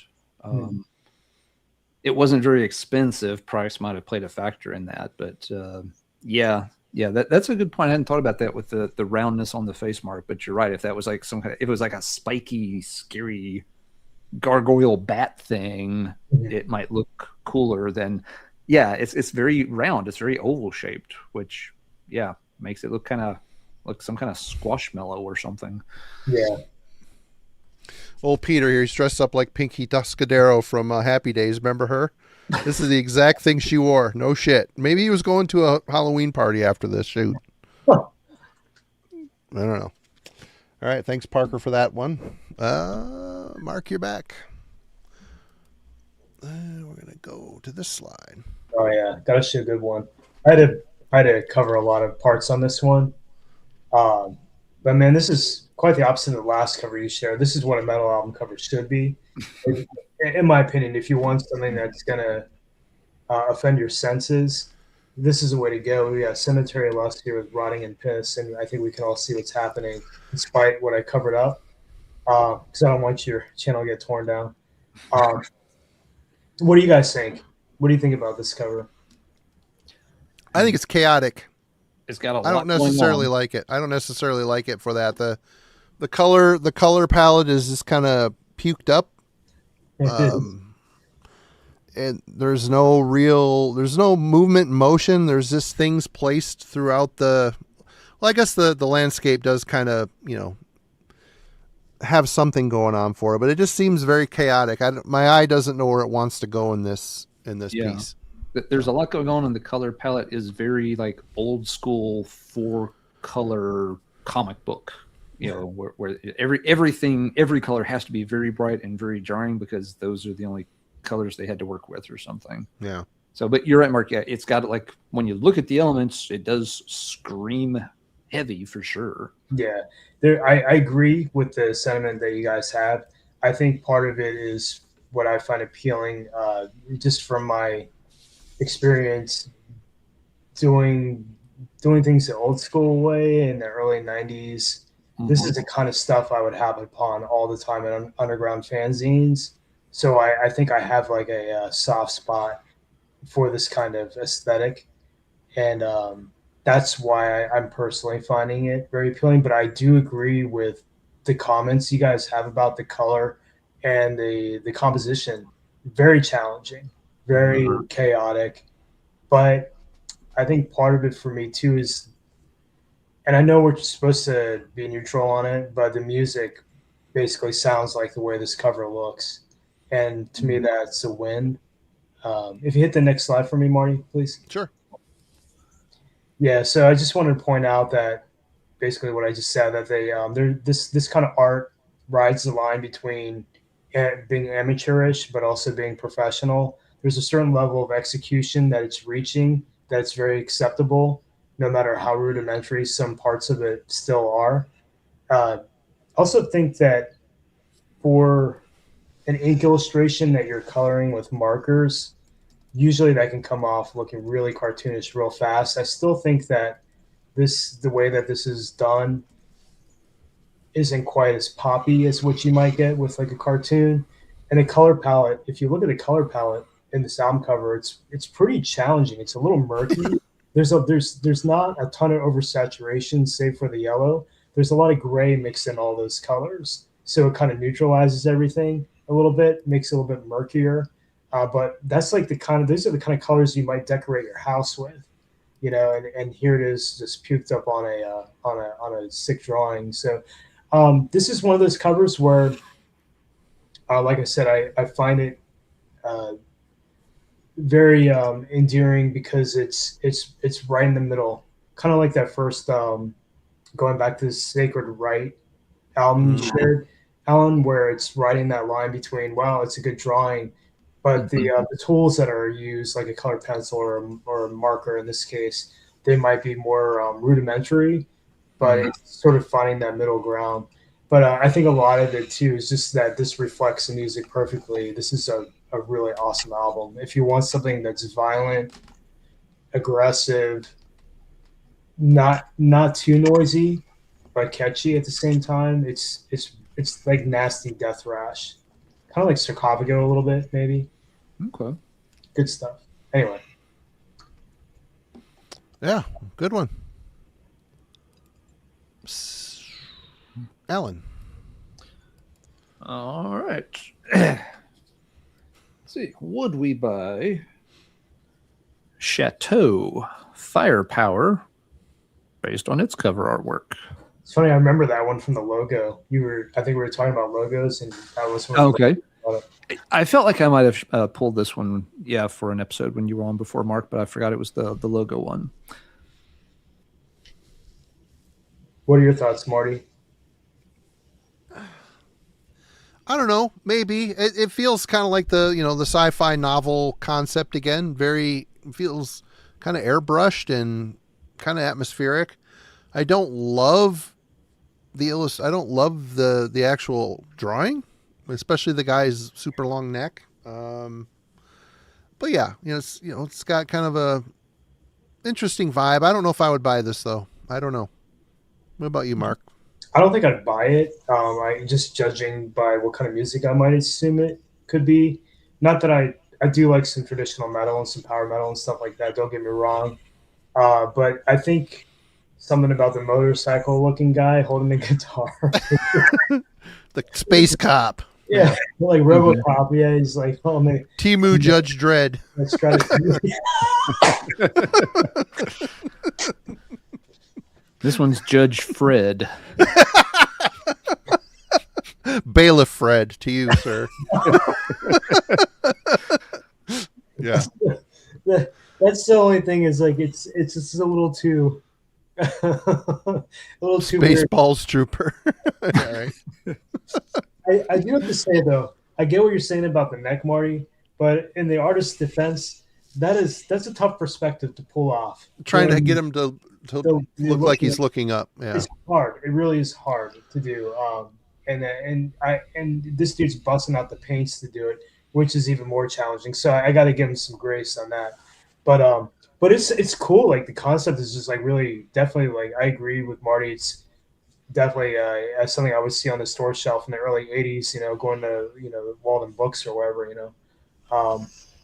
Yeah, it's got that vibe. What are your thoughts, Alan? I really like the cover art, and I agree with Marty. It's got that sci-fi pulp kind of vibe to it. It feels like it's trying to tell me a story that I want to know what's going on.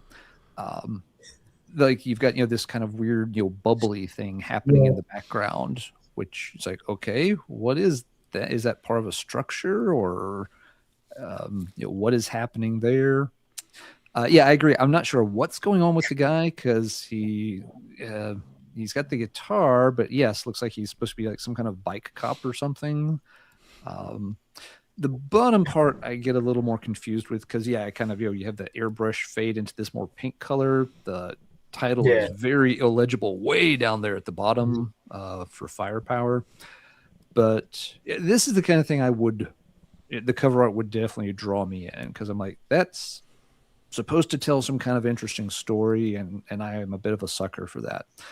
The thing that's always probably bothered me the most about the cover is just that very jarring yellow and kind of orangey red logo right in the middle of it. I understand it's bright, it stands out, but it's too bright. It's a little jarring. It kind of pulls me out of the story down here. And it's also just this weird triangular logo.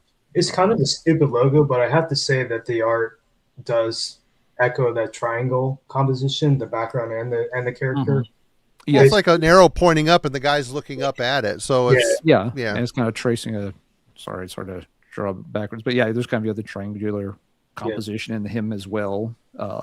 With his arms spread that way up to the tip of his head. So and his feet, planted that way. So you've got a lot of triangles going on. That's a good point, Mark. Hadn't thought about that. Just for fun. Now we're not judging our purchases based on band photos, but if you had flipped this over, would you buy an album by these three guys? Probably not. It's like they all took a different table cover off of their grandmother's kitchen table and fashioned it into some rocker gear. It's a photo that now that you've seen it, you won't forget it anytime soon. That's Musically, right. Chateau were pretty good. This is another new wave of British heavy metal band. They sound pretty similar to Grim Reaper. If you know the Grim Reaper, like See You in Hell album with Steve Grimmett singing, Chateau's cut from that same cloth. Grimmett actually sang on their first album. Now this is their second album after they had got their own singer. What's his name? His name's Kermit? Oh, Steve Grimmett.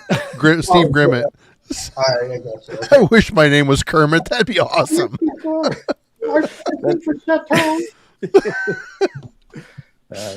We have Cookie Monster vocals in death metal. We could have Kermit the Frog vocals in New Wave of British heavy metal, I guess. Mm-hmm. But, yep, that's my pick for this round. Another new wave of British heavy metal one. Okay, Marty, hit us with your best shot. Well, I've got a slew of colored pencil style covers here.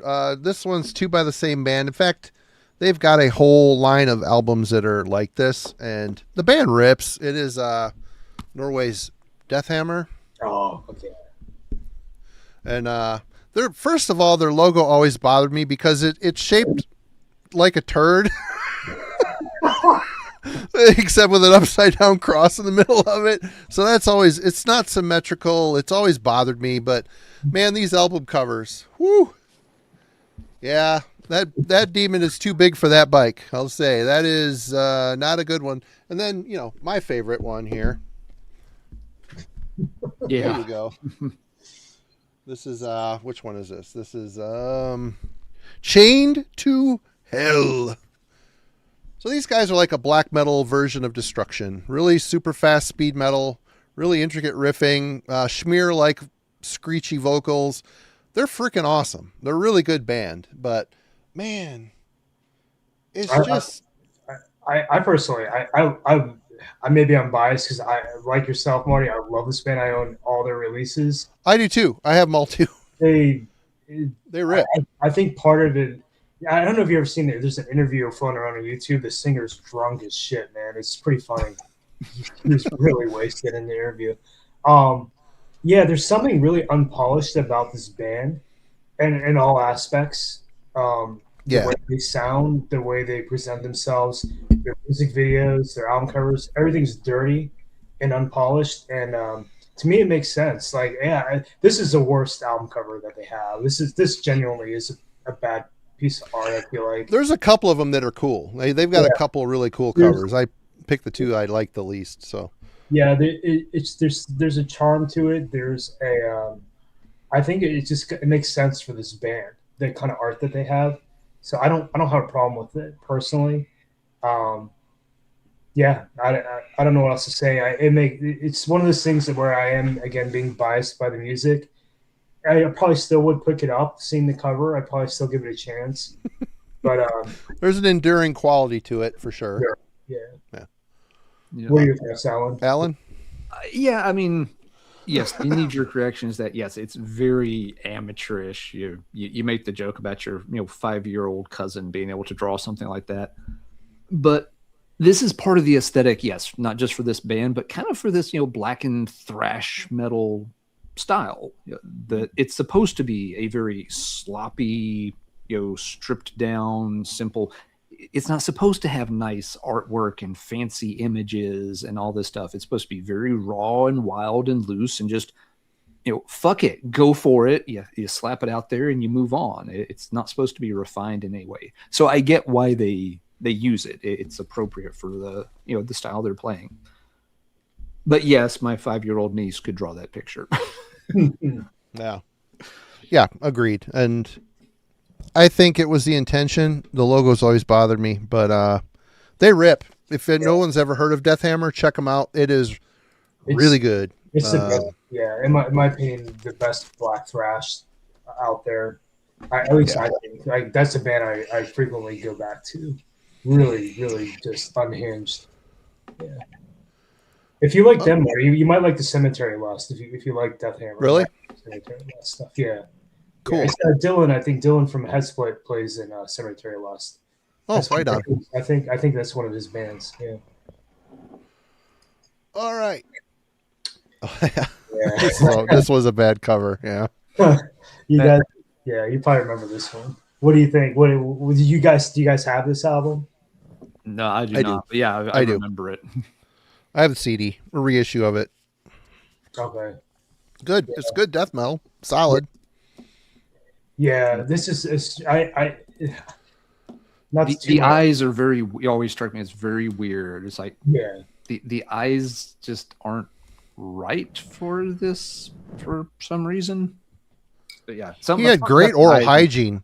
Great oral hygiene. Look at those teeth. Perfect. Yeah, whatever took him out, it was not gingivitis. It was not gingivitis. Yeah. Wasn't an abscessed tooth. Nope. Oh man. All right. So this is a band I used to write to when they're before the album came out. It was Frank was who I wrote to, and I actually drew the logo on this cover too. It's what's the funny thing about the Deteriorate logo on this album cover. I sent them photocopies of the logo after I drew it, and I went to like a Kinko's and got them printed on that fluorescent yellow paper, and you can literally see they cut the logo out and the printout I sent them, and they pasted it on or set it on top of that cover when they were photographing it. So you can see Cool. It's a cool logo. I like it. It's a terrible logo, man. I like it. I was probably like 17 when I drew that.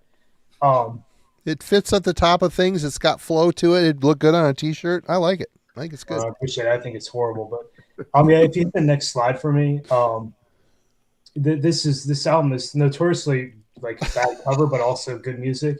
So it's obviously that it's a little off-putting with the I had to share the Halloween prop because so skulls can be tricky, right? And this is anybody who draws metal covers probably drawn a skull before.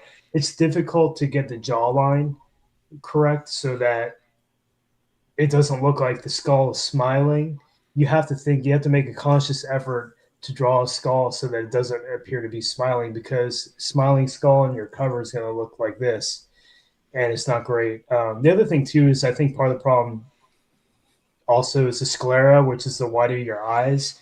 If that's showing, that's usually indicates a sense of surprise. So the skeleton looks kind of shocked or surprised. It's just weird. There's no like eyelid meat over the eyeballs, so it's just awkward, man. It's just really a strange choice. I do suspect that they worked with somebody who probably just had started picking up airbrushing, because you can see it's done the old school way with the stencil, and the stencil's not great. So you end up with a lackluster airbrush painting, and then they went back with probably acrylics and did the blood drips, and then did the blood drip highlights on it. It's just very novice, and I can't bust on it too hard because I've tried airbrushing before, and it's very difficult. Not my cup of tea at all. But this is one of those situations where I don't know why they didn't go with the guy who did their demo art, and because I think it might be a different artist, but their demo cover looked cool. It was like a black and white illustration of like a symbol with some skeletons on it. It's pretty cool. I would have preferred that on the cover versus the airbrush painting. But who knows? With JL America, I don't know. You never know if the label facilitated getting the cover. I don't know if they did that or the band did that. I have no idea. Yeah. But. All right. Good pick. Alan, what you got? Whoa. Let's see. What do I've got? I've got the self-titled album by Devil Child. Would we buy this based on the cover art? I think it's pretty cool. I like it. It's kind of like a poor man's Tim Vigil. I don't know if you guys are familiar with Tim Vigil. Doesn't ring a bell. It might just be because it's like, it's got a female in leather and it's got black and white inks on it. But I can appreciate the two. I like the 2-color prints because that's like an old school look and feel. Like, when you're in the underground scene, you lean on the photocopier, but every once in a while a band might go in for a 7-inch EP or for a flyer. They might do a 2-color print, because offset printing was kind of like a nice luxury back then. So when you get a 2-color run on something, it just has a different feel to it. It's sort of antiquated, but it's just enough to give it a pop. And the red's always a good choice of black and white, especially for metal. So I can appreciate it. It's good composition too, man. On this thing, it's really nice. Your eye moves from the bottom left to the top right. It's got that nice diagonal composition. It's really, really well done. Martin? Yeah, for me, the composition sells it, because really the actual illustration isn't great, but the composition, the color scheme works for me. I think it looks good. The eyes in the hole really bother me because they look so like, oh shit, I got this negative space, I got to put something in there. So they just drew some eyes in the Oh, creepy guy. Yeah, Yeah. it's a little cartoonish, what is it? Mm-hmm. Cartoon with the that big red monster. You know what I'm talking about? I forget. Kind Oh, of, like the big hairy monster. Wasn't it Looney Tunes of some yeah, sort? Looney Tunes character. Oh, yeah. Okay. Kind of reminds me, like maybe it's because there's red on the cover. It kind of reminds me of that sort of feeling. But Yeah. yeah, the eyes are unnecessary. But maybe they wanted to give it like some kind of ominous creature other than just the one character as a focal point. I don't know. It's cool though. I like how abstract the it looks like kind of like inside of a mouth or something. The way that Yeah. the ceiling area, the columns and stuff. It's pretty cool. Mm-hmm. What do Yeah, you I think, kind of Alan? like. Yeah, I kind of like that part of it too. Like, everything up here gives it kind of a weird, nightmarish vibe, and it's simple enough and has a little bit of that cartoon quality. It makes me think a little bit of like old EC horror comics or something, where you get into that really kind of demented, slightly trippy stuff. So it gives it kind of a dark, ominous, surreal quality. Yeah, I agree, Marty. Like, the actual illustration here is a little weird. It always, with her holding what looks like a baby or something, always gives me like a weird Rosemary's Baby kind of vibe. And looking at maybe where she's got to, is she trying to escape from this area, or is she being drawn to that area? I'm not sure, but no, even though it's not a masterpiece, it works really well. Yeah. It's effective, and I do like it. Yeah, I think Go ahead, Mark. the red. So if you took the red out of it, it's going to be really high contrast, a strong black, strong white, not a lot of color value, like not a lot of gray value in the middle. So that red is compensating for the gray. Because if you turn that to grayscale, all that red is going to turn to gray or like a really dark gray. Because red sometimes reproduces black, but it's light enough, I think, that it reproduces the dark gray. So it's adding the value to help balance the strong black and whites in that drawing. So it's smart that they put the red in there. Really helps it. Yeah, I agree. Yeah, I don't think it would look nearly as good without the red added in.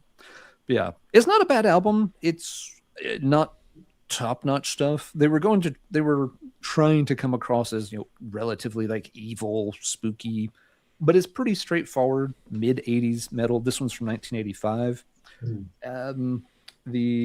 Let's see, band members, we've got Lucifer, Matthew Hopkins, and Anton Fibes. Pretty sure all of those are stage names, but they're actually stage names for a reason. Two of these are actually well-known heavy metal musicians. Devil Child features both Jack Starr from Virgin Steel and Burning Star, and Joe Hasselvander, who of course was a big thing with Pentagram, for a long time. Huh. And this is one of those things, those guys on the like New York scene. There's a few instances where they would quickly throw together one of these side project bands, quickly churn out an album under a different name than their main projects, and just list themselves with goofy fake names. And this is one of those outings. So if I remember right, Pentagram, and it's on a label called Pentagram Records, which is, if I remember right, Hasselvander's label. There's only a handful of records that were put out on this. Aaron in the chat, I think he's got like all the Pentagram catalog, but of course he does. But so it's kind of cool for a couple of reasons. It does have a couple of well-known musicians. If you're a Hasselvander completist, Devil Child is one you've got to track down. If you're a Jack Starr completist, actually, that is Jack playing on it. But even if you don't know those things, I think the cover art is really interesting. I think it's the kind of thing where it would definitely make you want to buy it, even if you knew nothing else about what was going on the album. All right, Marty, you're up.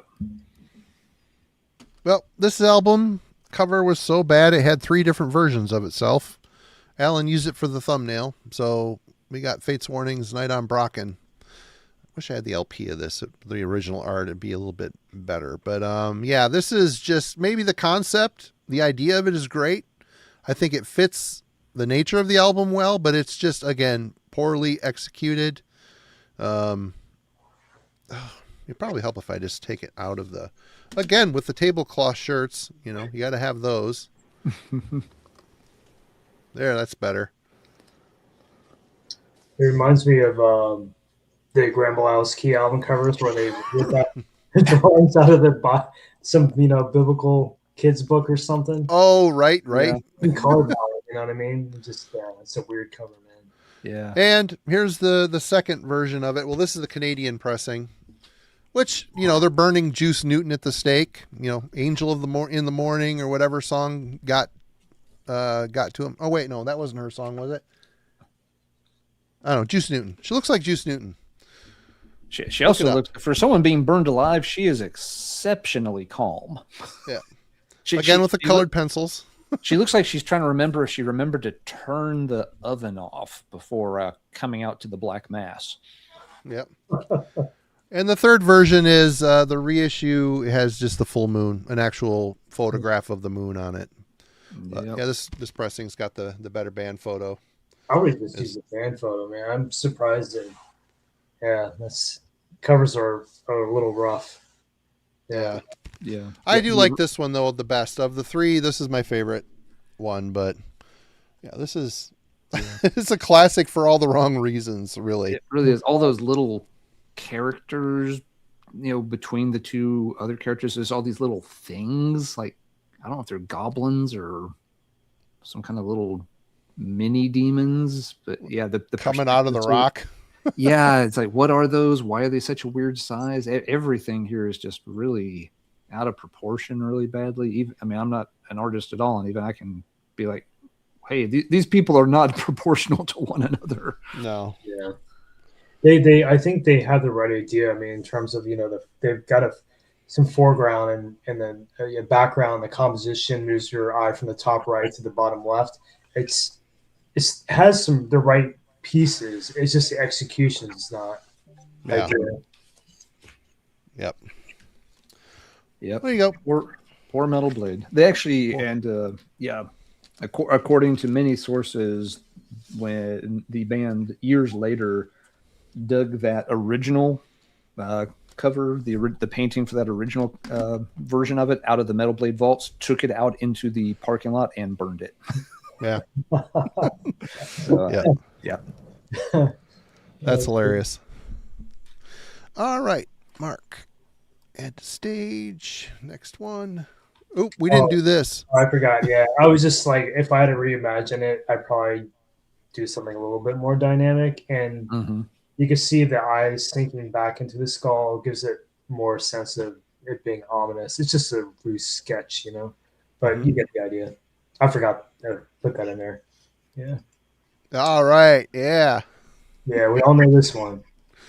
Had to be included for sure. Yeah. I mean, what do you guys think? Would you buy that? I did buy it despite the cover art back in the day, but I avoided it. I really wonder if my $3 would be spent better on something else. I was worried taking that one home. I am late to this album because of the cover. Yeah, me too. Same. It's just in the last decade, probably. It's a freaking awesome album. Though. I love it. Oh, it rips. It's great. Yeah. Mm-hmm. Yeah. Next slide. It's just a little.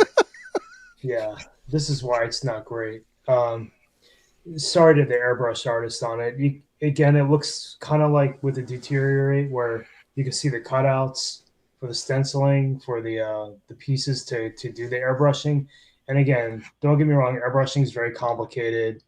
I'm quick to judge it, but man, I'd be doing just poorly as a job if I had an airbrush and some stencils to cut out. So I can't be too hard on them, but just a vibe, I would have gone like with an illustration or something. Maybe the creature needs to have a more demonic presence. I feel like to be executed the right way.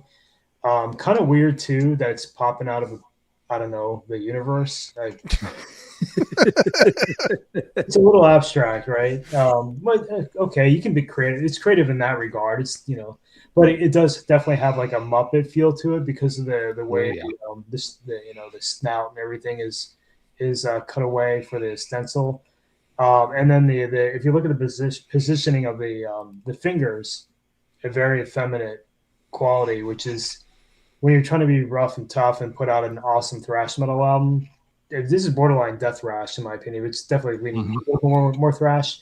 You definitely don't want something that's overly feminine. You want some testosterone filled mayhem, and you're not really getting it with the hand positioning on this one. So that is a really good point, Mark, because that's always bothered me that the face is so close to the hands. Also, I mean, it doesn't look. You get the sense they want him to look like he's like tearing his way into our reality from a hell dimension, and instead it's more like this kind of yoo-hoo, I'm peeking out at you kind of. Yeah, it's like jazz hands. Yeah, I've come from the ninth circle of hell to show off my new manicure. He doesn't look. He looks happy about something. I guess getting out of wherever he's at. But yeah, the hand thing's a really good point. I'd never stopped and thought about it, but the hands have always bugged me the way they're positioned. Some of the comments are just cracking me up. Oh my goodness. It bothers me the Burger King crown he's wearing too. It's a very much a focal point, and it's just ridiculous. The whole thing is just ridiculous. Pull that out as a reference point. I don't know why I didn't do that. Yeah.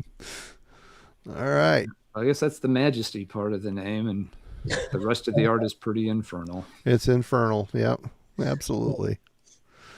Good pick. I knew I had it in my hand. I'm like, someone's going to have this. It was the first thing that popped to mind. I was like, someone's going to, it will be discussed. There's no need to worry about that one. All right.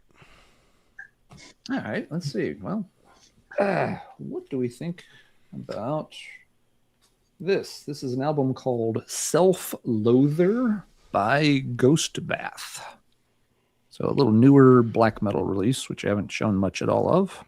I keep hearing about this band. What is it? Is it like black metal or?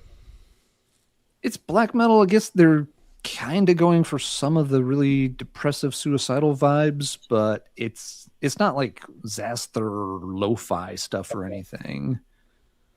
It looks like what's the guy's name? The Polish artist Bezinski, or what the hell is the guy's name? I can't remember right now. There's another Polish artist who passed away recently. God damn it, I can't remember his name.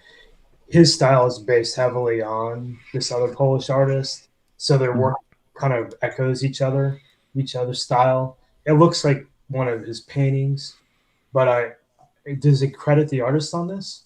It probably does. Let me check. Riddick, something archives over here. Let's see. This is their fourth album from about 5 years ago. Let's see. Does it give the cover artist? Beksinski. Thank you. I think Beksinski. Okay. Somewhat common enigmatic. Good deal. They got it before I did. So Beksinski, I think that's the original Polish artist that I'm thinking of. But then there's Mariusz, whatever his name is. I don't know. There you go. Thank you. Somebody.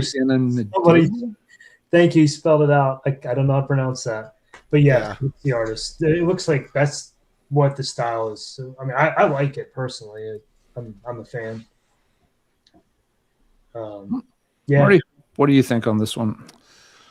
I like the frame.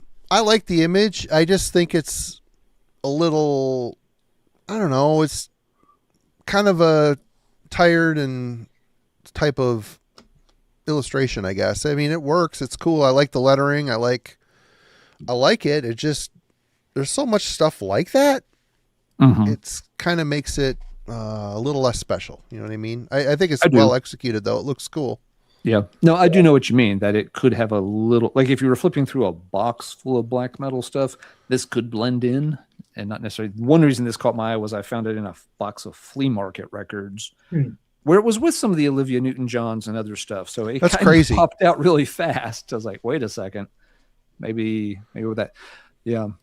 I like, the figure seems very emaciated, even though they're kind of shrouded. Where you see like limbs kind of peeking through, it looks very skeletal, which gives it like a little extra creepiness for me. Now I did already know a little bit of Ghost Bath material when I saw this, so I didn't buy it completely on the cover art. I have one of their, I think it's their second album I have, and it's not bad. Not the best thing in the world. You very much get it. They do this thing with all their album titles where it's always something like Loather or Lover. You always get the sense they're kind of aping the whole Death Heaven Sunbather pattern with the album title a little bit. Not that they sound like Death Heaven, but it always kind of strikes me that way. Yeah, I think it's fine. But to Marty's point, yes, how many black metal bands do something in a frame, grayscale with some kind of very miserable, forlorn, creepy looking figure on it. Yeah, I think that Marty does have Marty. You do have a good point and that's the problem as an artist too. That all artists run into is that part of what we want to do is oversaturate so that our work can become recognizable and people can engage with it. Because it's part of the purpose of a commercial art essentially is that you're getting your work in front of people so that they can engage with it. Mm-hmm. And that style, whether that's it's maybe one of the two Polish artists I'm thinking of, it's definitely saturated the doom market, the black metal market. Yeah. And I get that. And I kudos to the artists because now they've found their realm where their work can live.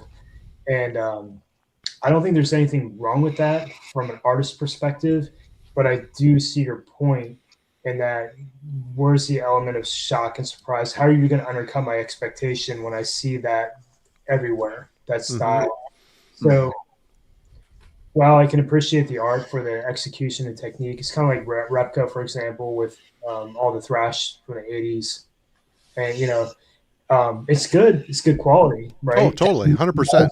The artist is respected enough and reliable enough to have that kind of output.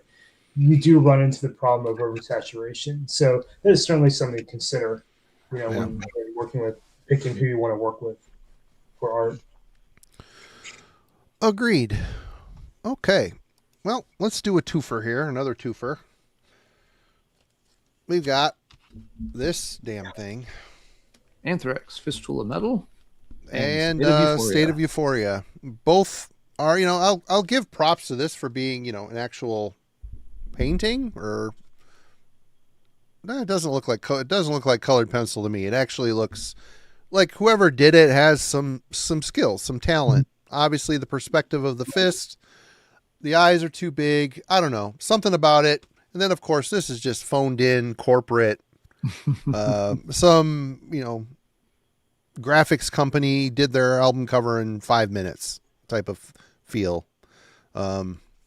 I don't know. What do you guys think about the Anthrax conundrum? Mark, you want to go first? Sure. Never been like a huge Anthrax fan, but Fistful is probably my favorite. Never really had too much issue. Never even really thought about the perspective, how wonky it is. To me, that's part of the charm of it and the character. Is that there's still like an amateurish, we're just getting started kind of vibe to the cover. Mm-hmm. So I personally don't have a problem with it. The other one was the State of Euphoria. Yep. I have to say, like, yellow is a pretty jarring color for an album cover, kind of like that Morgoth, and I don't know. The Toxic Holocaust can make it work because you're dealing with like black and white art with it, like a 2-color print. But in this case, it's very oversaturated. And I have to give this one kudos because how often do you see the logo and album title repeated on a cover like that? Yeah. That's really unconventional when you think about it. That's super weird. Who else has done that? Yeah. That's the only place I've seen it. So I got to give him kudos for being original in that regard. It doesn't bother me. Honestly, it's not like something I would go buy on a shirt personally, but the thing that's weird is that the Anthrax on the left and the right is blue. Yeah, and it was black. And the box is black, and then on the up and the down, it's black logo and a blue box around the. I don't know. It's interesting. Weird choice. Yeah. It's definitely weird. I always thought it was a weird cover. Personally, I thought it was just weird. But I Like I mean, it's well done for what it is. It's definitely a little different, you know. What'd you think, Alan? I'm on the fence. Yeah, I mean, Anthrax has always had, sort of a cartoonish component to their personality. And I'm not saying that in a derogatory fashion. It just was part of their overall presentation with, it was, the kind of, fun thrash band. When we did the Anthrax catalog, Philip Chromium Dioxide made the point that Anthrax seemed like, the one thrash band that, these are just going to be fun guys you could hang out with. They weren't looking to, like, murder you like Slayer or Possessed. And they weren't going to, like, trash your house necessarily like, Metallica or someone. These look like guys, yeah, you go out, skateboard with, play a few tapes on the Walkman, and, maybe they stay for dinner with your mom afterwards. So the cartoonish component to some of their covers, that doesn't bother me. And especially with Fistful of Metal being such an early metal release in general, the whole genre was still essentially establishing an identity, especially for heavier stuff in the United States. So yeah, while the picture isn't anatomically correct in certain ways, it never really bothered me. It's not something that's amazing to me, but it's not a huge turnoff. The State of Euphoria one, it's one of those kind of, it is weird in a lot of ways, but it's also kind of a simple way to present the idea of a state of euphoria. Just the kind of, cheap swirling, hypnotic kind of circles. And then, the faces kind of, being twisted and dragged around in it. And, trying to give it a little bit of depth with the faces going into it. In a way, it's using some of that same perspective as like the Massacre album before, with the Pokemon demons being sucked inward on the cover. Yeah. So while again, I like Mark, I wouldn't buy it on a T-shirt or anything like that. No. That one, it's kind of a unique enough cover, and just the yellow and such, it is jarring. But again, it's Anthrax was this kind of brighter, slightly flashier, flamboyant band, so it kind of makes sense to me that they'd have a yellow album cover in that era. If I remember, like the band picture on the back of that, isn't it like like a bunch of big like airbrush graffiti and kind of again cartoony stuff? So it makes sense for Anthrax at least. Maybe it's not great, but I do get why it's there. I will say, Landau, I was actually going to make this point. Hands are hard to draw. I can't do it. I suck at hands. And the hand at the top is actually really, really quite good. The shading on it, the wrinkles and the this part here, pretty good. It's just obviously it's a different fist coming through, and I don't know. I just don't love this piece. And this is a very average album. There's a couple good songs on here. A whole lot, no. Yeah, the cover kind of encompasses what is it within, and it's a band that sounds tired to me, but they got much better. The album after this is much better, but that one just always struck me as like we playing it safe for like breaking getting bigger, so we don't need to do anything too crazy here because we're starting to blow up. Let's not mess this up by being too extreme or anything. And it was the whole, they've been on tour for a year or whatever after the success of Among the Living. Yeah. And the label's like, you need another album. So they're like, well, shit. You got cover on here. Nothing left in the tank at this point. Yeah. Yeah. You start seeing covers showing up, and they're just trying to fill the space. Yeah. All right, Mark, let's get this back up and... Yeah, see, the Infernal I've always been curious guy about should have this learned one. how to draw hands from the Anthrax guy. Exactly. I only have the first EXE, but every time I scope this out on eBay, it is a lot of money for the CD and the vinyl. Not affordable for something that's probably very average. But this is a new discovery for me. Oh, really? I think I've spent about $80 on the CD. And let me get the first one. People got to see that cover. It's classic. I'll be right back. Go ahead. Yeah, it's bad, but musically, this one is, in my opinion, way better than the debut. But it's super catchy, really catchy songwriting. This album cover is definitely really weird. Not not very appealing at all. I don't even think I ever heard of this band up until about 2 months ago, and I really liked what I heard, so I tracked down a copy. I think I picked it up on eBay or something. I think it might be a repress too, and it was still pretty expensive for a repress. Um, but it's good. It's a good album. I don't know. Are you able to control the slideshow from there, or does Marty have to do it? Marty. Well, let me see. I think Marty. Yeah, I can wait for Marty to get back. He went to go find hopefully his collection's alphabetized. So, that is otherwise we'll see him in an hour. I just recently alphabetized more or less my collection, so it makes such a difference trying to find things. But yeah, so this one is weird mainly because the clown thing I feel like is a hit. Do you mind hitting there you go. I just found it. The main thing is like the primary color palette is childish, and at least that's where it points the viewer's thinking. I think in that world, the painting isn't horrible per se. It's just there's some wonky elements with it. It doesn't read thrash metal to me, and the illustration of the little girl is it's like she's made out of chewing gum or something. It's weird, but it kind of makes me think of like in the medieval times, they didn't have a lot of babies to reference when painting, so you see these altar pieces and triptychs and stuff, and the babies are painted with very adult-like faces.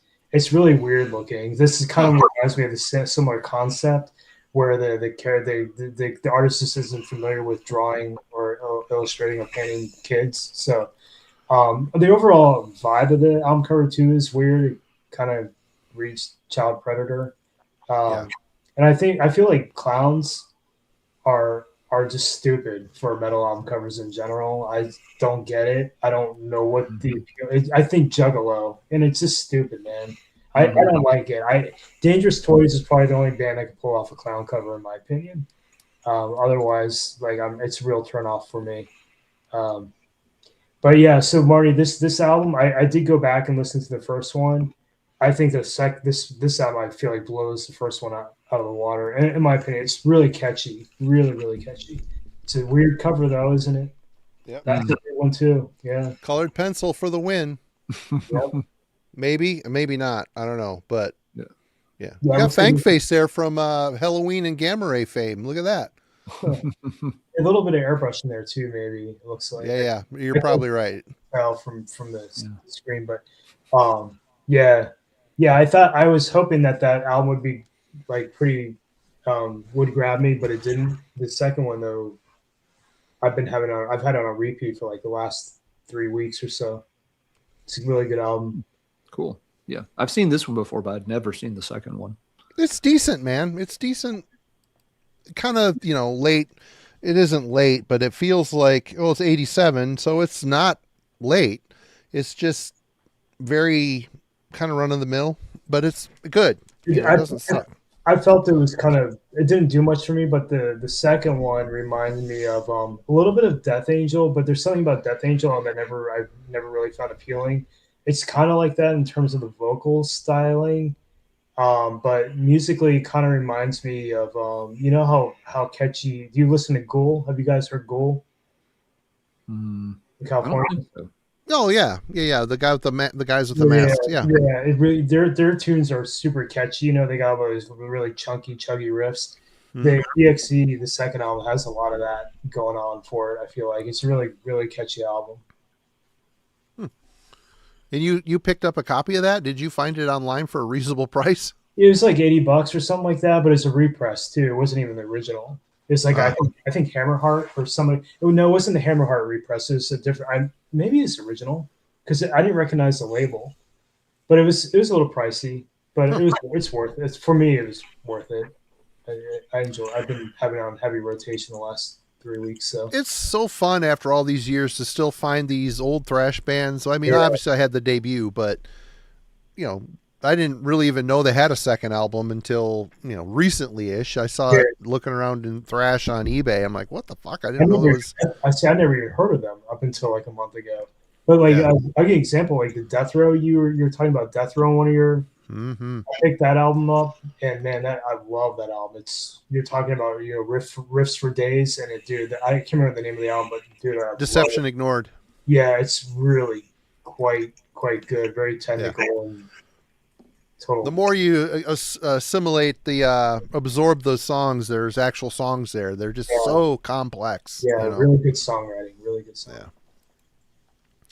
All right, good one. Good pick. Wasn't expecting EXE tonight. That's cool. All right, Alan. All right. Next up for your consideration, a band called Minotauri, and their album is called 2, just the Roman numeral 2 because it was their second album. Would we buy this based on cover? This is a CD, so there's your CD cover. Hell yeah. I like it. It's atypical.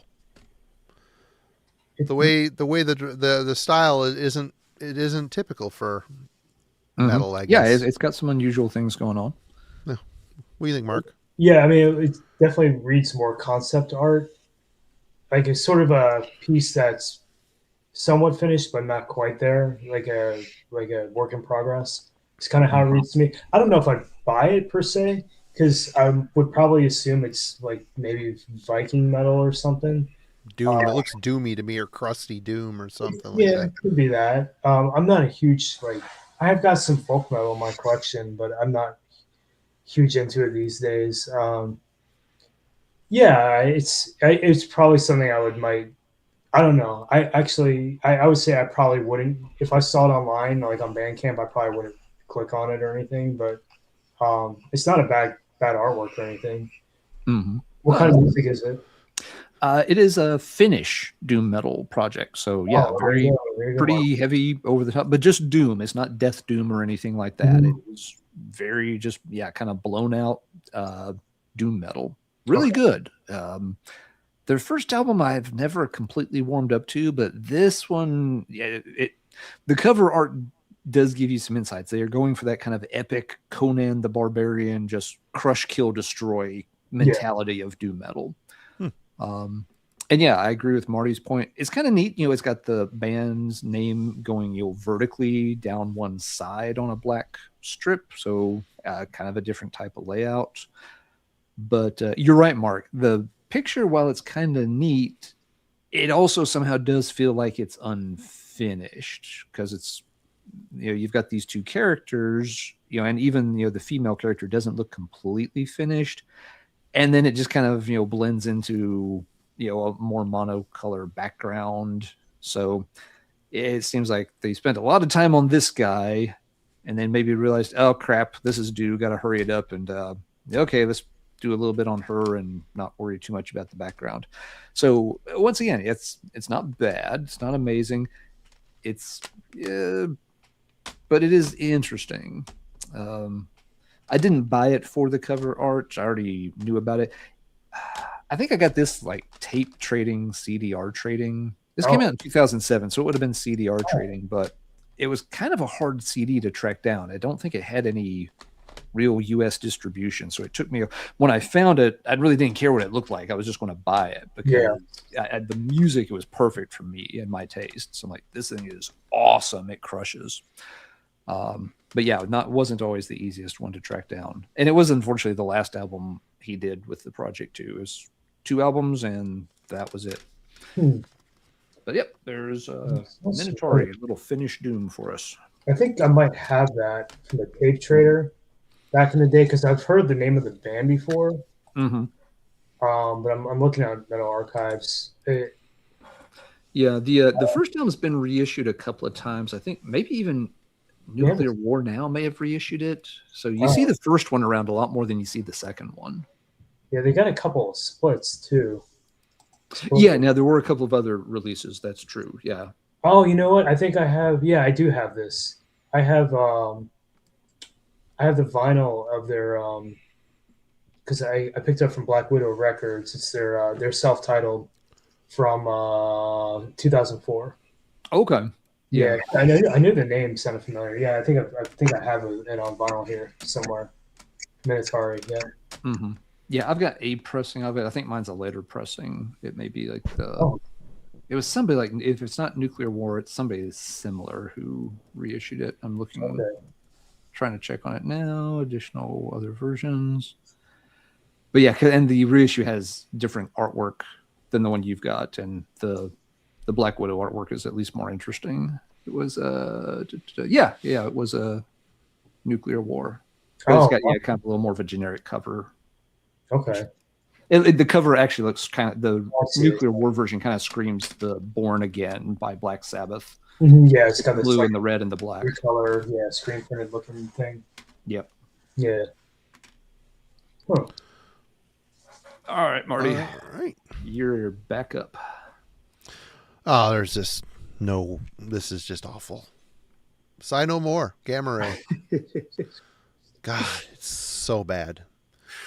Someone had one of those skeletons from school and dressed it up in someone's suit and took a couple pictures of it, posed, and slapped it on a stupid background. And here you go. Yeah, it goes back to out of it. It goes back to Mark's point earlier about, if when done wrong, the skulls and skeletons just look like Halloween props, and this looks like a happy Halloween prop. Yep. It's also a little jarring because the skeleton's so close to the foreground, but then you have the logo covering part of the hat. I feel like the logo should be covered by the skeleton to give it more depth perception. It's great covering like an important part of, like, just move the artwork over a little bit and you're good. But even the color for the logo is bizarre. Is that like a purple or something? Yeah, it's like a purplish white, or the yellow's coming through the background. It's the That's pretty awful, man. It's awful. Yep. It's not their best album either. It's some good songs, but it might be their worst forgettable. album. Yeah. It might be their worst album, 100%.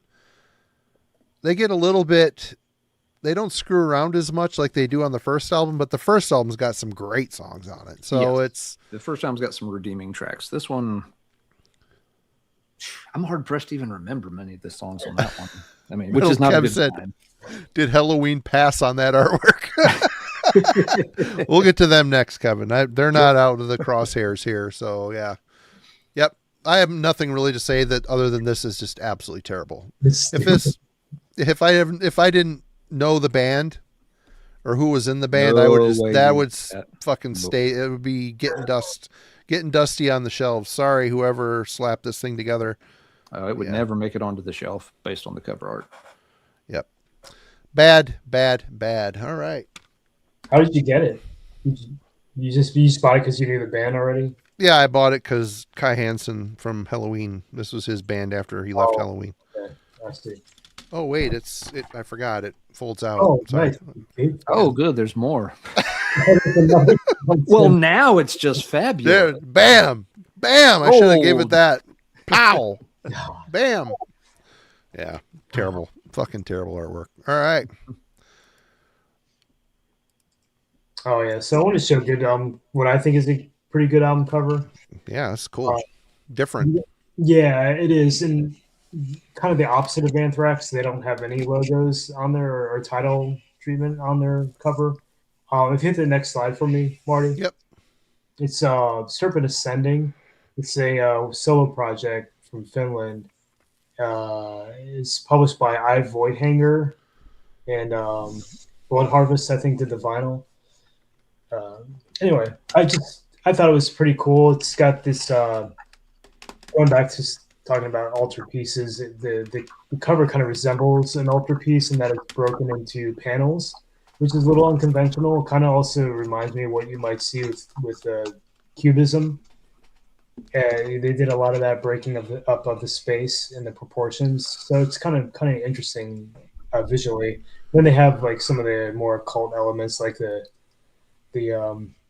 mystical writing, and then the cloaked faceless figures, which kind of adds a little bit of mystique to the. And that's just a small part of the art. There's some other stuff going on there that's way more detailed, and even with the packaging on this, I only have it on CD. But it's got like a slipcover too, with even more artwork on it. It's really well done. It's good. It's a good album too. It's really good death metal. It's not anything super original, but it's really quality. recommend checking it out. And I Void Hanger in general, it's not as weird as like a lot of the stuff I Void Hanger puts out.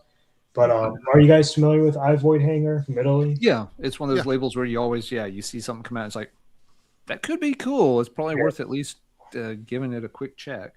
It's a hit or miss because it depends how weird you want to get. Cause yeah, a lot of this stuff is very avant-garde, and I can appreciate that about the label. They're publishing bands that go against the grain, and I'm always looking for something different on occasion. So, but this one's more conventional, and it's worth checking out if you want some solid death metal. Right on. I like it. Cool cover. Mm-hmm.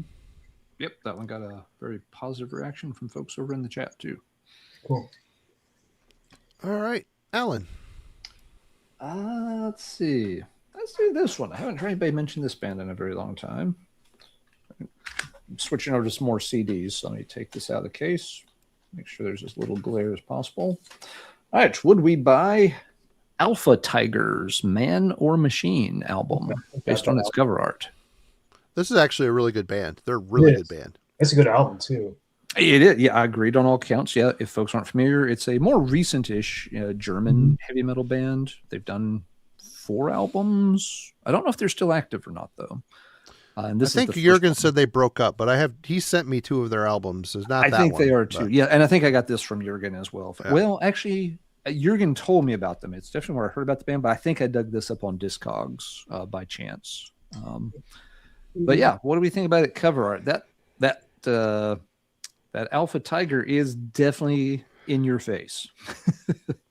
Tigers of Pantang. I see somebody mentioning that. Alpha Tigers of Pantang. They're shaking their head somewhere. Yeah.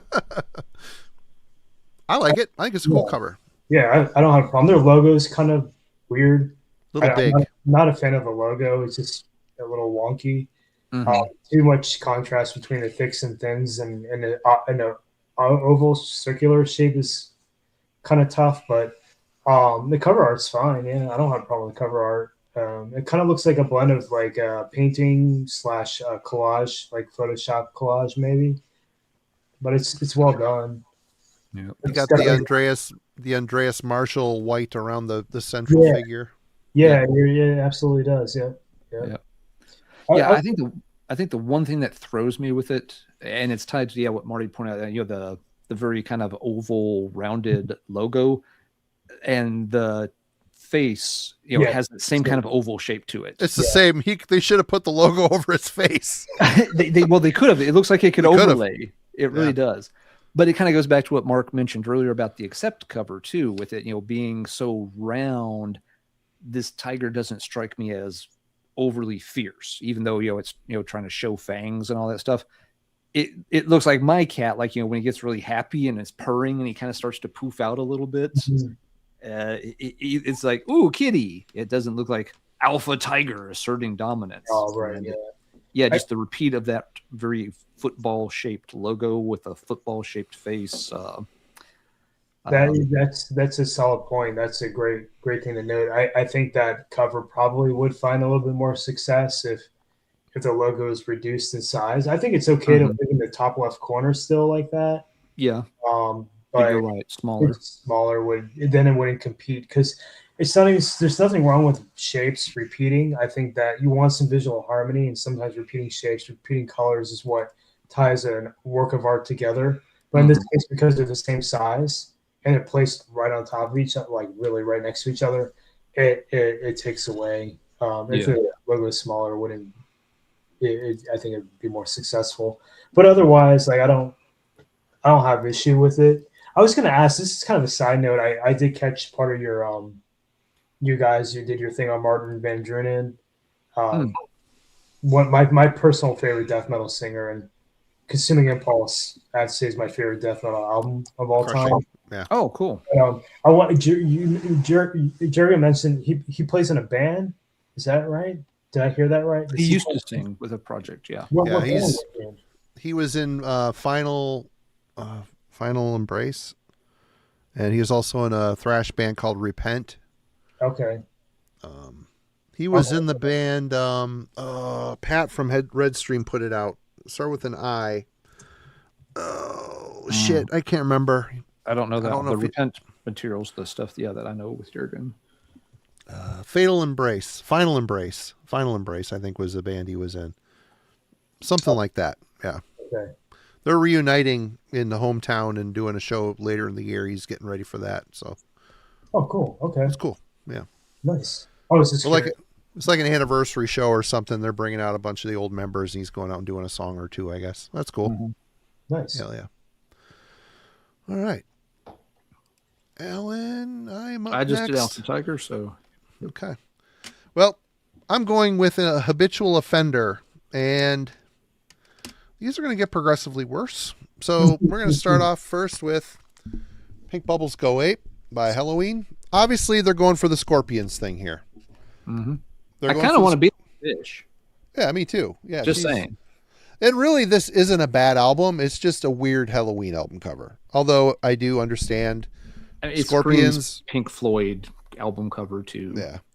Yeah. Scorpions, Pink Floyd. I understand. Scorpions are huge for, I'm sure, any up and coming band in Germany. They set the precedent, and sure all those guys wanted to be them, and they did. They became that band. Then we go to this Chameleon. That's not a cover. That's a spill. This is lowest bottom of the barrel bullshit album cover ever.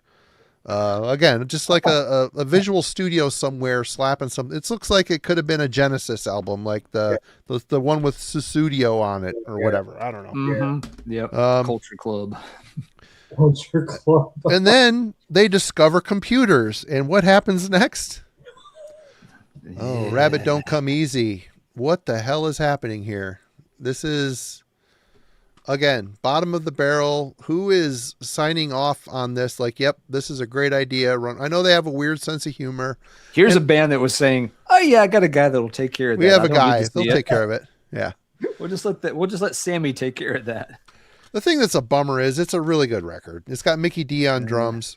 It's a good record. Halloween record. You and I disagree on this one. I know we disagree. That's okay on this though. one. But yeah, I think this is a banger, 100%. I rank that one pretty low. And then, come on, man. What? I am Optimus Prime. Today's really not the day for that joke. He passed away. I know. Yeah, he's bad. gone to that giant prime matrix in the sky. Read the room, Alan. Read the room. Too soon. Too soon. Just doesn't. It doesn't get any better. It just doesn't get any better as you go into it. But this is one of those things where great albums, they're just decorated by. If this was sitting on a rack, I had no idea what this was. I wouldn't be like, that looks pretty cool. I'm gonna pick that. No, it'd be like, what the fuck? This is so dumb. This is a good color scheme though, and they ride it throughout, and I like the perspective of it, but it's just bad, shitty computer art. It's just bad. I'm pretty sure Guitar God's comment here relates back to the Chameleon art. That is perfect. It is perfect. I mean, there's 3 to choose from. Any comments, Mark? The second one you're sharing, I don't have a lot of Halloween in my collection. That is why you fail. I just have the second album, I think. The one on with the woman, the typography and the logo placement, like as a photograph, fine, but the typography, it's the arc with the arches in the background don't align at all. The logo sitting inside of the frame. Yeah. And I think it's coming off a bleed off the edge. It's just stupid, and it's a terrible typesetting on that. Terrible layout. Oh, what the fuck is that? Come on. It's a guy with eggs on his eyes. Come on, man. Mm-hmm. Let's take it a step further. I'm sure there's some good shit on the inside too. Isn't that? I mean, maybe I'm wrong. Isn't that one designed by the whole Hypnosis? It might be design. I'm pretty sure they did the layout and design for Pink Bubbles. Have you guys seen the Fish Heads music video? Fish heads, roly poly fish heads. Yeah. So that one reminds me of like I'm going to dentist in 1984, and that's on the wall in the lobby. That's what that reminds me of. It's not. In the right setting, it makes sense, but not on an album cover for a metal band. Yeah. That one just, I don't get that. It's just stupid. I don't It's just understand there's it. nothing to get. It's just I don't even understand the title. It must be a saying in Germany. I don't know. Rabbit don't come easy. I don't know what the hell that means. When you have these great paintings earlier in your discography, Yeah. I mean, why are Mhm. you doing this? I have a hard time with that. Like, why would you? Yeah, it just makes this.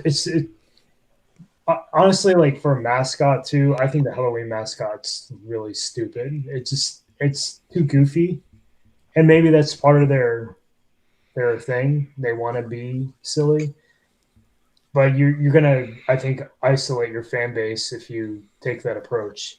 You're only gonna Yeah. get a certain kind of fan. So Mhm. um, I do find their branding to be very challenging. Now, when I had a colleague is how I got turned on to Halloween, and I mean I picked up, was it Seven Keys? I can't remember the name of the album. Oh yeah, Keeper of the Seven Keys. These are the Mhm. Seven Keys, and that album is just it's an amazing record. Yeah. There's a lot of those in their catalog. Yeah. Yeah, so I just wish they would have stayed more true to their branding and maybe gone with like the wizard character instead of like the stupid Yeah. pumpkin thing. It's Mhm. weird. It's weird to me, but whatever. They make good music, I guess. So They Yeah. circled back around. They had the last two albums have had Elleran Cantor. yeah, Do it. And cool. those look good. I've seen. Yeah. Yeah. Yeah, those are pretty amazing. Yeah. They were never afraid to be a little more lighthearted than your typical metal band, which was Oh, fine. yes. But when it came to some of the visual stuff, they did lean into it too much. Yeah. I would agree. All right. Let's get Mark up here. Oh, yeah, this is like just an underground find. It's an independent band. Fatal Agent. It's thrash metal. It's really good, pretty good thrash metal. But it's really not a lot put into the cover here. It's not horrible, but it's like, I guess, serviceable kind of cover for an independent band with probably a light budget. But if you hit the next slide for me, I do feel like there's a little bit more that could have been done because the cover reads clip art to me when I look at it. So just a small modification. Like when you look at the world map on the original cover, it's not great. It's like, what happened to Europe and South America? They look like they deflated. Yeah. So I'm just saying, like, just a little bit more cartographic prowess and would probably be okay. And also just the power of inversing something, right? It adds drama and authority to the art, and it's just a simple change. It's just flipping and inversing the art. Yep. Not a heavy lift there, but it would have made a little bit more impact. But again, reasonable for an independent band just putting a couple demos out. That's all I have on this one. Fatal Agent. No, it's a good point, Mark. I mean, on the original, the map is so poorly done. I was actually, before you showed your revised version, I was actually second guessing myself that it was supposed to be the globe, and I was starting to look. It's like, maybe it's supposed to be something else. Is it a target over a cow's head or a weird bacteria thing? I was trying to convince myself it wasn't a map because it's so badly done. Yeah, it's pretty awful. Yeah. Anyway, that's all I have on that one. Just a quick little tip for all the newbie. I don't hate the logo. There would be a few things I would have done to tweak it, but I don't mind it. The logo, I think so if you look at the A in Agent, it's fat compared to the weight of the other lettering. And so I think if you just thin out the A in the Agent, you're probably a little better off in terms of like keeping it visually consistent. But it's not bad. It's not bad at all. I would have taken the Agent and scooched it all the way over to where the T comes down. You like lock it in there and then just made the T the elongated L. It would have compact the. I 100% agree with that. Yeah, there's a lot of empty white space underneath Fatal on the original version. Yeah. So yeah, I think Marty's suggestion would work good. Yep. All right, Alan. All right. Crack this one open. Get the CD booklet out. Would we buy Rough Justice's No Justice, No Peace? Wow, the cover works for me. If we weren't feeling horny, would we still buy Samantha Fox is ready for battle. Yeah. I would definitely check that one out. Yes. Hey, the boxing gloves are off this time. Yeah. That's a weird. Speaking of weird logos, that's a pretty weird logo. Who's looking at the logo? Hey, Marty, eyes up here, mister. There's a logo on there? I didn't notice it.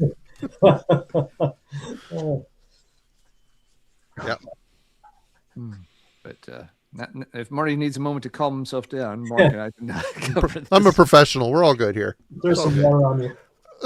It's PG-13. Yeah, I mean the painting's good. It's kind of again like it's like in that world of kind of like the Doom band from Finland you were sharing. Mm-hmm. It's kind of it's pretty good, but it's not. This one's a little like proportionally. But I like the color palette. It's got the warm color palette, the typesetting running down the side. I think my only change would be setting the type so that it's identical on both sides, so that piece you might accommodate some of the tracking on it so that it reads the E's sit at the same baseline. But I was a no. I guess a no. I can't tell. It looks like on the right side it might be smaller, which is I don't know why that. I can't tell. Yeah, it does. Yep. Which is fucking a terrible decision, but they should be identical on both sides in terms of like the typesetting. But otherwise, I think it's a reasonable cover. Okay. So Mark's kind of on board, and Marty's tacking this to the headboard of his bed. I want a T-shirt. You know what? I think I'm going to be a little bit different from Mark on this one. I think the borders, the No Peace, No Justice thing, it looks like two different album covers. They tried to merge them. So I was wondering if it was a cassette originally. I think it was originally in a cassette only release. Yeah. I think that's I'm why. not 100% sure. Yeah, I get that then. Yeah, they're trying. Well, I may be wrong because this isn't a very old CD press of it, but it may have originally been like laid out for a cassette. I can see that. Yeah. I find the logo to be very distracting because it's red, so you go right to it, and it's just really a terrible logo. It's just a piss poor logo. Hey, butterfly. Yeah. Yep. No, good observations with it. Yeah. In terms of wire, things like the nose, different size. Yeah, this was a very small release, very limited. And it was done in 1995. So this is a mid-90s small band in Texas playing a pretty straightforward style of heavy metal. They're good. It's just a very stripped down basic sound. And so trying to play that we've talked about it earlier tonight, in the US in the mid-90s, that style had no chance of getting exposure. So doing your own very limited pressing was your only chance. And having to do it pre-computer, you're having to lay this all out and line it all up yourself somehow. So yeah, I can kind of understand why there are some flaws in the layout. Yeah, but yeah, I do like too the fact that it's got that kind of golden background color, which is something a little different, but seems fitting. You've got the image, definitely makes you start thinking maybe this is going to be more an epic metal kind of outing. But it's a little more straightforward than that. It's got a decent heavy sound to it. It's a good album. They released one other album, and I don't think I've ever heard that one. This is the second of the two, if I remember right. This one has been reissued, so it's a little easier to find now. But originally a retrospect. So not a whole lot going on the back cover. Just very very low budget kind of thing. But a cool thing, if you like these, there were a lot of bands in the U.S. throughout the 90s that were still trying to play just good old-fashioned heavy metal. Mm-hmm. They were just so unbelievably underground. It was very hard to dig their stuff up. But thankfully, some of that stuff has been unearthed during the 21st century and given a little bit of a chance to shine again. Rough Justice is a good example of just another one of those bands. A decade earlier, you might have seen them opening for a band like Omen when they came through Texas. But in 1995, there was just nowhere for a band like this to go. All right. Well, I have always greatly disliked this cover, and that would be Morbid Angel's Domination. Ah. You got the just the color scheme, the whole it's it's the split down the center and then mirrored image. I don't like the color scheme. I don't like the purple pentagram thing in their symbol there in the center. Phallic images. You got the little demon guy up here blowing smoke on it. I'd prefer that. I would have preferred that, even though it's kind of a blurred image, whatever. But don't like the computer graphics on this. Don't like the Morbid Angel color of the logo. A lot of shit. Mark. I never bought that album because I didn't like the cover, so I don't even know what it sounds like. It's It's good album, some good shit on it. It's a stupid cover, and if you turn that grayscale, you can barely be able to read the logo. I bet. Yeah. I'll get a little bit into some of the computer graphics stuff. It's a no for me, man. It's bad. That pentagram looks so like just drop pasted in there too. It doesn't even blend in with it looks like it's hovering over a processed landscape. I don't know. What do you think, Alan? Green and purple can work well together. Like do you remember the Constructicons? Oh yeah, absolutely, yes. Yeah. So like that's a great color palette, but here it's falling flat. It's not quite the right purple, quite the right green. Yeah. And Mark, I absolutely have to say, I love the fact you went for Constructicons, because 9 out of 10 people would have gone for Joker when green and purple, but no, you went for Constructicons, and that is awesome. It took me so long to get all 6 of those. I could not find the stupid crane, which of course made up like the head, so you couldn't build the robot because you didn't have a head. Stupid without a head. But yeah, anything on this one, Alan? I want to like it because it seems like there's something interesting that's supposed to be going on there in the art. But yeah, the more you look at it and try to figure out, like, okay, what kind of cool, weird, occult, crazy things happening, it's like, well, it's actually just kind of bad computer art, isn't it? But I really want to like it, but everything you guys have said is pretty spot on. I really do. I wish it was good. Yeah. I mean, there's some good shit on this record. Some really good I stuff, like the record. I know it's a kind of a divisive one. Some folks dig it and some folks really don't. I rank that one pretty high for Morbid Angel, but the cover art isn't doing it any favors. Morbid Angel's got some weird cover art in their catalog. They really do. The vinyl version has a different cover as well, so they're trying to do something different between the CD and the vinyl, if I remember right. More of a landscape photo with some statues coming out of the ground. I don't know. Whatever. Yeah, you see green and purple being used a lot on villainous characters, which is green, purple, black. So I see where they're going with the color palette. It just doesn't. I feel like it misses a mark. Somebody, was it Nick? I think in the comments mentioned Creeping Death. Yeah. That palette, and I agree with that. That's a successful use of that palette. But yeah, so I mean, I get the idea that you want that sort of your mind goes, oh, it's evil because it says colors, but the computer graphics are just so wonky. Yeah. They wanted to be the Joker or the Constructicons, and they ended up closer to Beetlejuice. Oh, that's good. Oh shit! Tim is like the birthday guy. Alan's got a 52nd coming up here. I gotta remember. See, I wouldn't even have known that, Tim. So he doesn't tell me anything. So, well, he does tell me a lot of stuff, but he doesn't tell me that. Anyway, put a pin in it. All right. Anyway, whoops. Get this up. Distracted by birthday stuff. There we go. Photo collage. This is just an example. This is an album I got from Necropolis back in the day as a promo CD, and I think I spun it once. I was like, and then I picked it up again. It sat for like 25 years or whatever. And then I picked it up actually, well, yeah, about 25, 20 some years. And picked it up again recently. I was like, oh, damn, this is actually a pretty good album. I just, at the time, whatever, wasn't in tune with what they were doing. But it's a pretty good album. The cover art, what do you guys think of the cover art? Would you pick something like this up? Are you familiar with this band from Poland? No, I do not know this one. I have one of their CDs, but I don't have this one.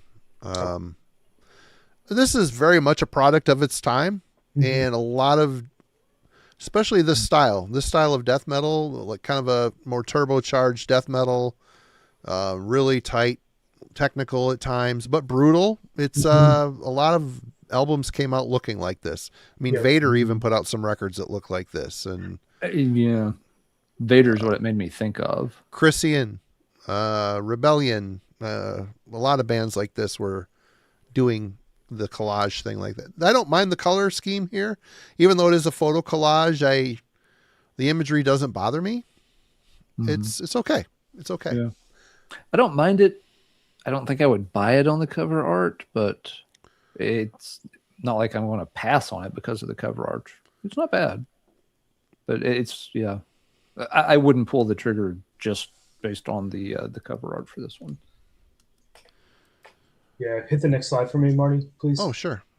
Yeah, the logo is a little wonky because they're forcing it around that pentagram, which is especially on the O and the S and Lost. It's kind of weird, but you can see. I feel like with a lot of these, and I agree, Marty, and that's one of the this is really the only reason why I put this in here is because this is essentially a sign of the times, right? This is what you would see everywhere. Everybody's fooling around their Photoshop, and they think they're all visual artists, and they come up with this stuff that looks like it's just overkill, right? So I feel like with a lot of these kinds of covers, the focal point gets lost because there's just too much going on.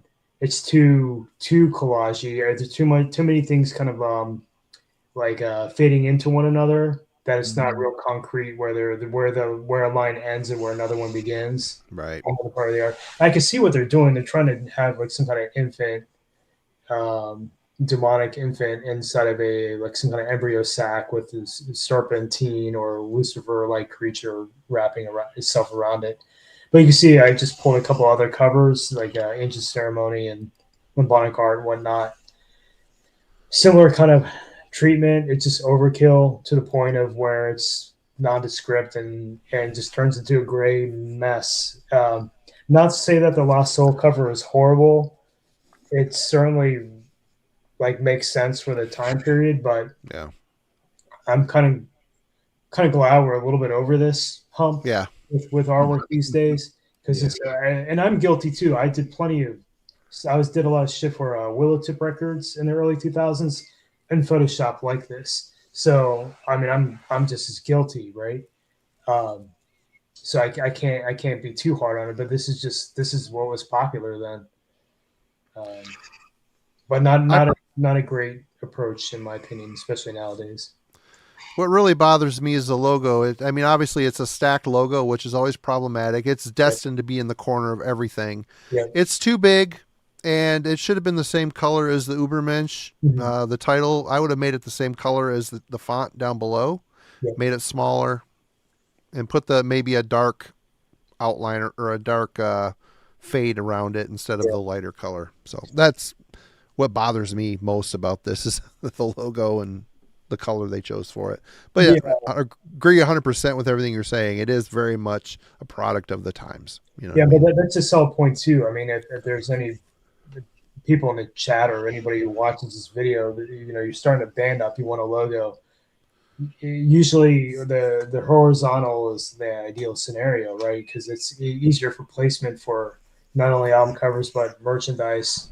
As well, the stacked logos can get a little tricky, and especially when they're very square, like the one we're seeing here with the Lost Soul, or long, very vertical, or can be really tough to deal with. Yeah, and it's not a good logo, and it sitting at the top of the shirt, it's gonna to have it to be a size that people can see. It's gonna make whatever image you have underneath it way small. Yeah, it'd be 1/3 of the print will be the artwork, right? That's Yeah. 2/3 will be the logo. Right. Alan, do you have anything to say about that one, or did you? I'm sorry, I know I blanked out chimed at in some point. earlier on it. So yeah, Okay. but no, I don't have any other follow-ups on it. All right.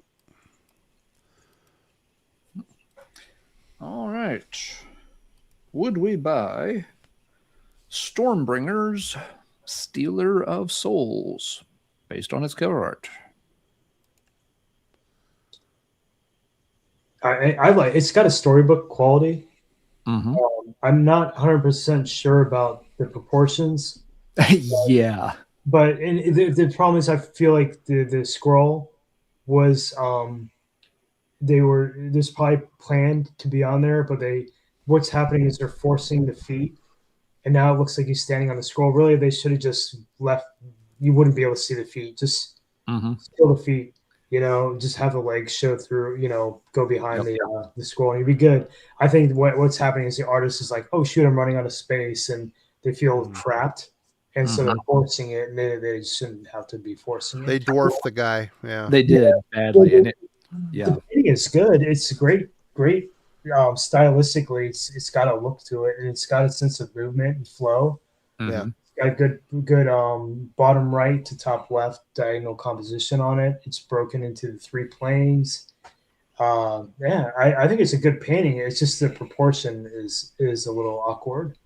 Yep, and that's why I picked it. I couldn't agree more. The fact that with the sword this size and the feet that short, it's just like I've tried to convince myself maybe it's a dwarven warrior, but let's be honest, we know it's not supposed to be a dwarven warrior.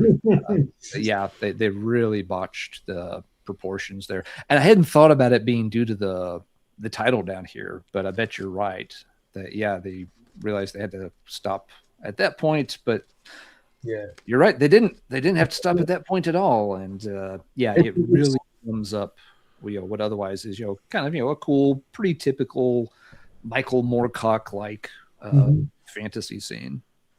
Yeah, it's a trap that artists fall into pretty frequently with dealing with frames and having to accommodate text or logos and things like that.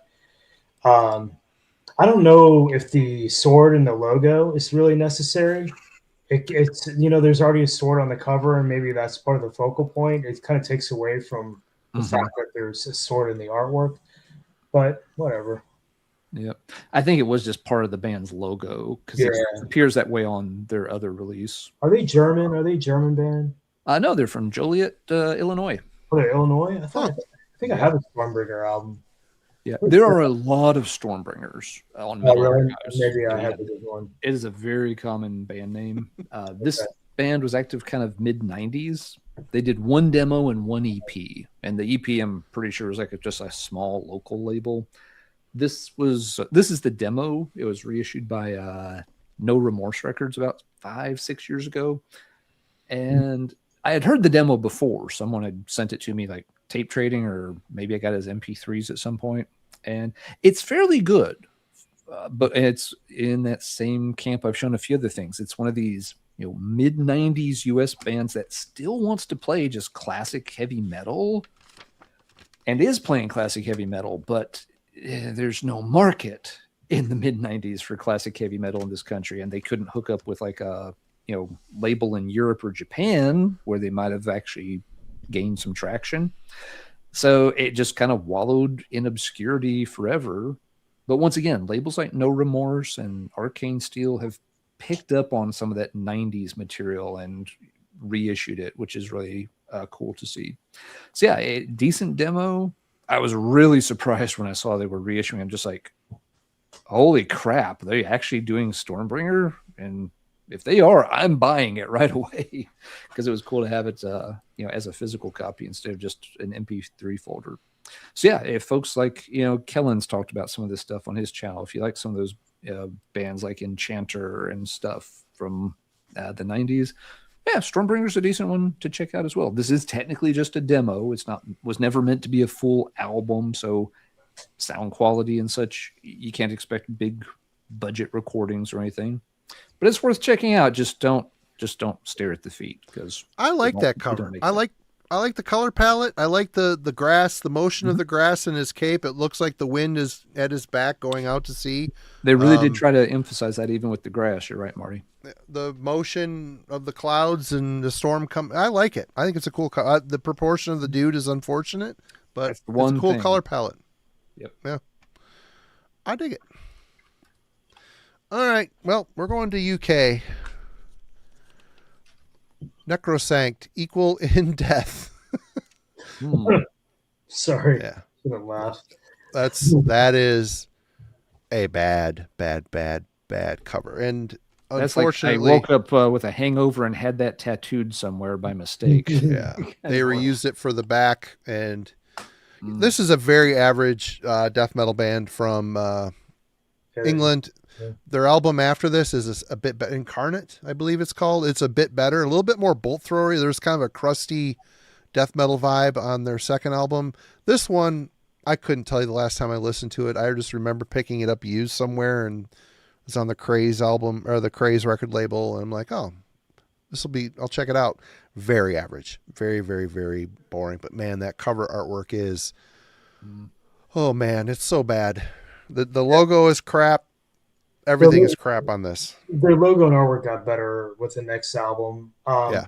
I never owned anything by this band, but I did try to read, because I remember seeing them in the underground, like their logo floating around in fanzines and stuff, and never checked them out until fairly recently, and it didn't catch me enough to want to buy it. But the newer logo is a lot better. I'd never seen that. I had to look it up because I'm like, is that the same Necrosanct? I wasn't even sure. Yeah. But yeah, that's a really really bad airbrush painting. It's so bad. Probably somebody's first or second airbrush painting, I'm guessing. Yeah.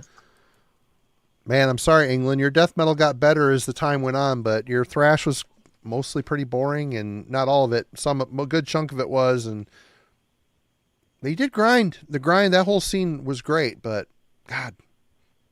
Alan, thoughts? It looks like you would see it, tagged on a wall behind Anthrax on the back cover of State of Euphoria. That was good. Yeah. All right. Back to Mark here. Yeah, this should probably be the last round, I guess. Sure. Oh yeah, I just this is one I just pulled from my demo collection. You can go to the next one too. It's just an example of. That's pretty awesome. I like all of that. Yeah. Are you guys familiar with Phantasm from Wisconsin? A band I have always missed out on. I've heard the name, but no, I've never heard them.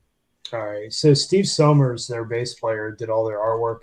Huge inspiration for me personally. He was clearly heavily inspired by Bernie Wrightson, but Steve's work always really impressed me.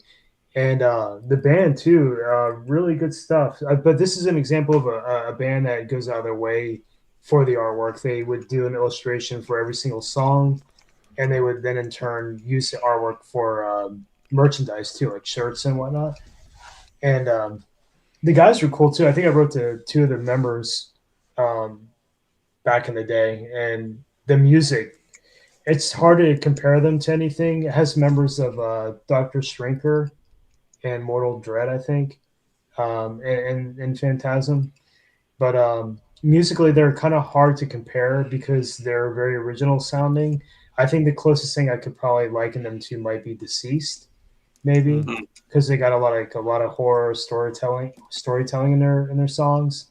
But it's really good and different. But example of like how art can really make an impact and tempt you to buy something, and not only is the art good, the music is good too in this case. And that's perfect T-shirt art too. Yeah, both of them. Yeah, yeah, all of it. Yeah, that would look good on a T-shirt. And the other, there's just the one side. The other side of the J card had more art, and more lyrics on it. So it was like, yeah, it was pretty elaborate for a demo tape back in the day. Is there more after this? You want to keep blaze through? I can blaze through the rest. I think there's a few more. Yeah, you can go ahead to the next one. It's just Saddest from Italy. Yeah, you know what I'm talking about. The Alienware filters and things like that. Just what a lazy ass cover that is. Yeah. You can go to the next one. I'll just burn through these because I know it's getting late. The Pharmacist. I wanted to pick a newer release. This album's awesome, but the guy, Adam, who did the layout for this, I've seen him do other stuff. He does like a lot of these Carcass type collage things on for other bands, and they're really nicely done. This one in particular was pretty off putting though. I thought it was not ideal. So if you hit the next slide for me, I'll just burn through this.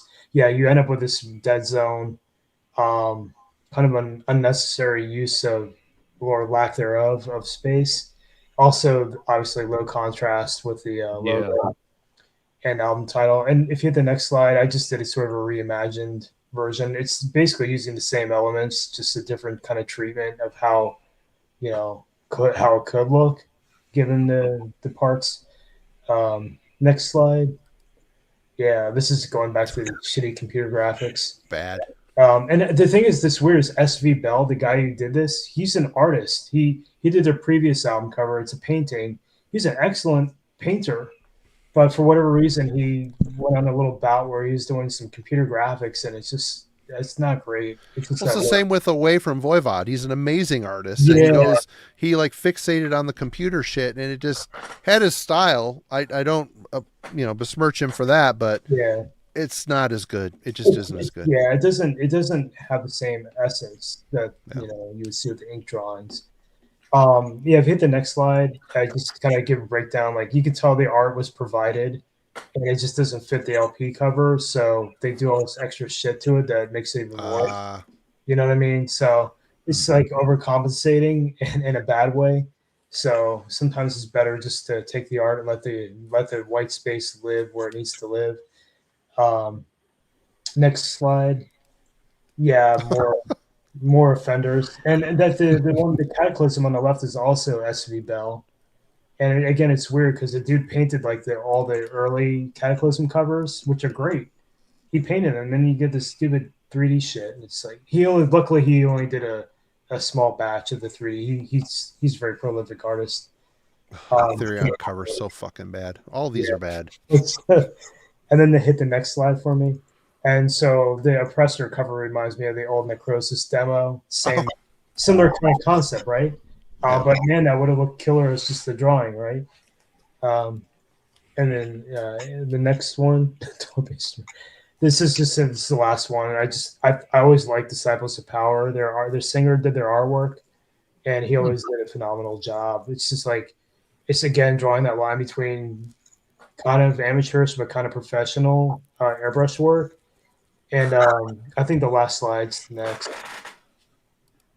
Yeah, so not something you see all the time, but it's cool when a band does like the hand lettered album cover title.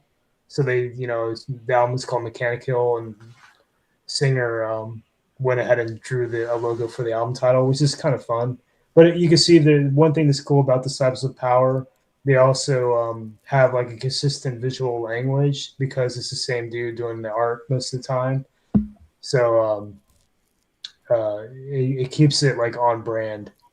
Good band too. If you want some like really cool weirdo death metal, it's good stuff. I don't think they're around anymore, but really unique. Anyway, that's all I had. All right, good ones, Alan. All right, I've just got one here that we'll wrap up with. I want to check the release date on this because I think that. Okay. Sure. All right. Would we buy this one? It's the debut album from a band called Serenity. It's titled Words Untold and Dreams Unlived. It's not the UK Serenity? Nope. This one is from Austria. Is that like a Napalm Records band? Because it looks like it is very much a Napalm Records band. You're exactly right. Yeah, it looks like something they would do. I mean, I like it. It's well done. It's more somebody mentioned in the comments earlier, Dave McKean, who is responsible for some of the early My Dying Bride, including the demo and everything. Yep. He was also a comic book illustrator as well. He did the Sandman series for cover. Yeah, so you know what I'm talking about. It's in that realm, and it's well done. I don't have a problem with it. Like, if you're gonna do computer graphics and do some stuff in Photoshop, this is the way to do it. Not that Lost Souls cover. This is how you successfully do that kind of work. Now it reads like gothic metal to me, so I'm probably not gonna buy it. But it's good. It's well done. What do you think, Marty? I think it, if you're going to do something that screams metal, you put a bunch of butterflies on the cover. Am I right, My Dying Bride? I mean, Well, it's funny that the Serenity from the UK had butterflies on their album cover. really? Yeah. And I agree with Mark. I think it's well done. It's obviously, I look at it and I'm thinking I would probably leave it sit on the rack. I can envision what this sounds like, and I don't hate that style, but I wouldn't listen to it much. What's it all about, Alan? Power metal. Really? Yeah. Yep. Now it looks like a gothic metal thing. It does lean maybe that way a little bit. This has been my wife used to like a lot. This is actually one of her CDs, not mine. Oh, so really? I haven't heard it in a long time, but yeah, no, it's a Napalm Records power metal kind of band, but yeah, leans a little gothy. I'm pretty sure she's got another one by them. They changed their logo after this album. Their logo gets a lot spikier, but yeah, I think it's a very cool cover. It does. Would I buy it based on the cover? I'd be tempted because I do think it's a really nicely done piece. But I would be wondering, which direction is this band going to go into? It could be, very much like a Lacuna Coil kind of thing. It could be more of a straight up power metal band. Hard to gauge. Yeah. I always assumed, and you're right, obviously being worked on in Photoshop, but this came out in 2007, so it's not that really bad first generation Photoshop stuff we've been seeing some examples of. People had, I guess, a better handle on it by the late 2000s. I always assumed this was a Travis Smith album cover. It looks like it. Yeah, I was going to so looks like it to me, but it's actually not. And I just looked. I'm surprised by who it is. I would not have guessed it was one of this guy's covers. Anybody want to guess who it is? Since it's not the guy from Septic Flesh. It is. Yeah, you're exactly right, Mark. It's Spiros. And with his, I always associate his with, and I can kind of see it now that I know it, but I would not have guessed it for him. I'm typically not a fan of his stuff. It's always got that very Hellraiser industrial look to it, which just isn't my thing. This one's just much more organic looking than most of his. Yeah. Like Marty, was pointing out, with the butterflies and everything. And it's all the same butterfly, just put through a different filter. Have you noticed?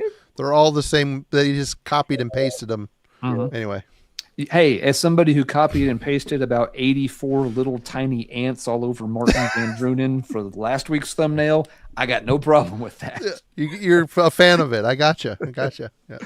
But yeah, I'm impressed. This is definitely now my favorite piece of art by Spiros. Well, Spiros is interesting because their early Septic Flesh albums were like painted, some airbrush too, and they were not great. And then he got into the computer graphics, and I feel like that's where he excelled. His stuff is, I see what you're saying, Alan, in terms of like theme, but he's got a very distinct style for that kind of collage work, and it just leaps and bounds better than anything he did with like analog, And I don't know about you guys, man. I love Septic Flesh, Mystic Places of Dawn is one of the best. Shit rules. That's very cool. One of the best metal albums ever. Yep. It's just so atmospheric. I love that album. Yeah. No, their first, at least their first three albums are all right. Three albums. Yeah. So he's a good artist. I'll absolutely give him that. I just personally don't like his style on a lot of things. Sure. That's just me and my taste. It's not a commentary on his ability. His ability is obviously very impressive. Yeah. All right, Marty, time to show your last one. Hey, Miss A. Well, I have a couple here. They're so bad I have to share them. I vote this album sucks. I don't like this record. The one after it's better, but this is Necromantia. Let me blow myself up here. The vampire Crossing the Fiery Path. This looks like a throwaway piece of art from a Scooby-Doo show. Oh yeah. Whoa, Marty. It's interesting. Ruh-roh. I can't remember the guy's name, but Unisound, right, from Greece. I used to actually write to that dude, Panos. Um, all the stuff on his label had that I think the same artist, right, with the airbrush. They really like It probably is. airbrush, Yeah. but it's clearly Ravenloft inspired. Mm-hmm. Yeah. Not a fan. Like the We're album? gonna rip. You like I the don't like album? the album. I think the album is not very good either. Oh, damn, dude, have you ever heard their demos?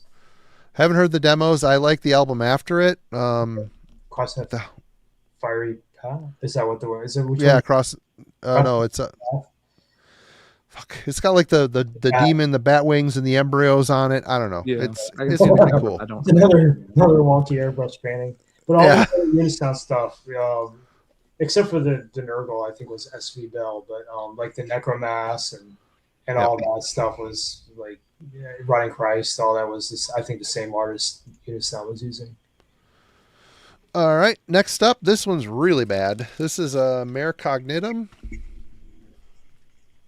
Oh, I mean, look at the logo is like completely nondescript. It looks like even the back. what are we looking at? It's just like black and purple and blue fuzzy. And Extra Conscious Lucidity is the name of the album. Huh. This is a one-man black metal project. Really pretty decent.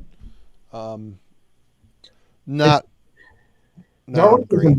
it doesn't bother me. I think the back facing side, graphic design wise, is well done. If you're looking at it from a graphics perspective, Yeah. it's certainly minimal. It looks like something 4AD might do. It looks like a Cult of Luna yeah. album. Yeah, that Cult makes of Luna or something. yeah, it was a Type Hydra Head Yeah. label or something. They do the fancy graphics. Yeah, I mean it's a little definitely abstract. The logo treatment is what's throwing me a little bit. It's a little Yeah. unusual. Yeah, Mm. Rip through a couple more of these. Go it's ahead. pretty nondescript, you know. Yeah. Very, yeah. Man, bad album, bad cover. I hate You don't this like thing. that? You don't like the album? I'm It's not a got its huge fan of moments. this one. It's got moments, but I prefer what came before and what came after much Well, much yeah. better. Most folks would, but yeah, no, it's not the best Vic. Not even close. Is this a Meet the Feebles puppet that got too close to the heat lamp? That's what it looks like to me. But Oh yeah, that's good. this is a Hey, real bad hey! one. They still had that really bad marshmallow head laying around from Killing Is My Business. They needed to do something with Do something with it. Yeah. Dress it up and slap her on another one. Yep. Here's another one. This is Horn, the guy from Germany with Naturecraft. Ben helped put this out on Pagan Flames back in the day. Our friend Brain Smasher. Oh, This has been reissued with different artwork for obvious reasons, but the band wanted it to be this way. So here, I don't mind the back, I guess, so much, or the color scheme, but Yeah, the back doesn't bother me. The graphic design is sound. They carry the white stroke from the front to the back. The only thing that's throwing me is the tree looks like the Lebanese flag, if I remember correctly. It's got the tree on it. It was just kind of like kind of weird. I have to say though, at least the tree is stacked on top of the type instead of just floating right in the middle. It kind of reminds me of like a neo-folk album, right? it totally looks like a neo-folk album. Yeah. product of Vinland. Right. Yeah, sometimes the neo-folk stuff goes really minimal, like Fire and Ice and stuff like that. It's like really simplistic layouts, and Moonlight Hidden Beneath the Cloud. It's really simple. Kind of reminds me of that. Well, I got so many cool bad ones here. I'm going to just do a couple. Well, this is an obviously bad one. Just not a good illustration. This is Azagal Huh. with the Percoline, Luma, and Key. It's two pieces on the same. This Chris Moyen type art, but bad. Oh, it's definitely not Chris Moyen. No, I say it's Chris Moyen style, but just bad. Chris Moyen Timu. Timu after it fell off the boat into the Pacific Ocean. I mean American Ocean, whatever. But yeah, this album actually, this band rips. I love Azagal. I got all their shit. Oh, really? I don't know if I have anything by them. German death metal band. They sent this to me back in the day to review. You got yourself some colored pencil. The band is called Profanity, and this album is called Shadows to Fall. It's their debut album. Oh, wait, Profanity. Hold up. I think I might think of the same name. Yeah, that looks a little familiar, but I can't quite. It's a German band. Yep. Oh. I remember this being decent, but not produced well, and of course the cover just is not. Yeah, I don't think I have anything by them. Not great. That's the only thing I have by them. I'm thinking So. of something else, but that cover is freaking horrible. It looks like Yeah. It kind of reminds me. Do you know Xerxes from Switzerland? It's Witch Hunt Records band. It's like progressive medieval type stuff. It kind of reminds me of that cover in a way. It's got like a really abstract face on it. It's sort of the same color way. Yeah. Anyway, that's weird. That looks when I see that, I think it'd be some like really like low, like a starting out like prog rock band or something. Like when I look at that cover, it's kind of strange. This looks like a junior's art class exam type of. Yeah, trying to do something already. Yeah. Trying too hard. That's true. Yeah. I'm just going to do 3 real quickies here. We've got Shotgun Justice by Razor. I just think the concept is whatever, and it's the color scheme. I don't know. Not a favorite cover for sure. Not a favorite Razor album either. No. And these two I'm showing together because the artwork is very similar. It is Accidental Suicide and Knee Spite by Demolik. Is it the same artist? Rantanen. I know he did the Demolik. He just passed away this year. Really? Artist. Well, I don't want to speak ill of the dead, but and obviously this is a classic album. The music on it is way better than the artwork ever was. There's multiple versions of this, but I don't know. They're just, the guys look like turds with eyes, basically. And go ahead. Yeah, he did stuff for I don't know if he did early Demigod, maybe the demo, but he did like Depravity, bunch of Finnish. He's a Finnish artist. Rantanen. I can't remember what's his first name. I can't Tico Rantanen or something like that. But he was the guy who did like a lot of the Finnish stuff from the early 90s. Yeah. But I think he may have done the Killer, Suicide too. I actually like the demo more. But yeah. Man, that logo is terrible. And you know what? The coloring on this, and it's cool. It's just not, I don't love the drawing style, I guess. Which it does work. It's effective, but it just doesn't speak to me. It's weird for sure. This is a good band too. Good album. This never really talked about much, but good shit. Who put it out? Is it Massacre Records or JL? This was Def and Grindcore. Oh, Grindcore. Okay, yeah. Yep. I have a bunch more shit, but we'll save that for another time. Let me remove myself from. Yeah. Oops, sorry. Mark, you're the best, man. You're so much fun to have on. We appreciate you. Oh, yeah. You bring your slides and your explanation of things we love it. Absolutely great. Thank you so much for joining us. Yeah, I'm bummed Lee couldn't make it. Hopefully, yes, Lee can get on at some point. And either you guys, there's so much to choose from. We could do another one of these, or maybe Lee has some more ideas about what to cover. But part 2, we'll do a part 2 soonish. Yeah, well, I appreciate the attention you guys give to the value of art in the metal community and what it means. So I appreciate you guys giving a platform for this kind of discussion. So thank you for doing that. Thanks for having me. Thank you. Yep, anytime. No, it's our pleasure, and yeah, we get so many comments from people that you're definitely one of like the favorite guests that we've had come back from time to time. Folks really enjoy your the episodes where you come on and share your knowledge with us. I appreciate that. Thank you. Right on. Again, everybody, shirts are link in the description to the binder and site where all the Metallurgy merch is. Go get yourself a shirt. They're pretty freaking sweet. We appreciate again, Mark, for all you've done for the underground and for us, and we appreciate you. Oh, thank you, man. Appreciate it. And I just want to say tomorrow at 5 p.m. in the Discord server, I will be doing another radio show.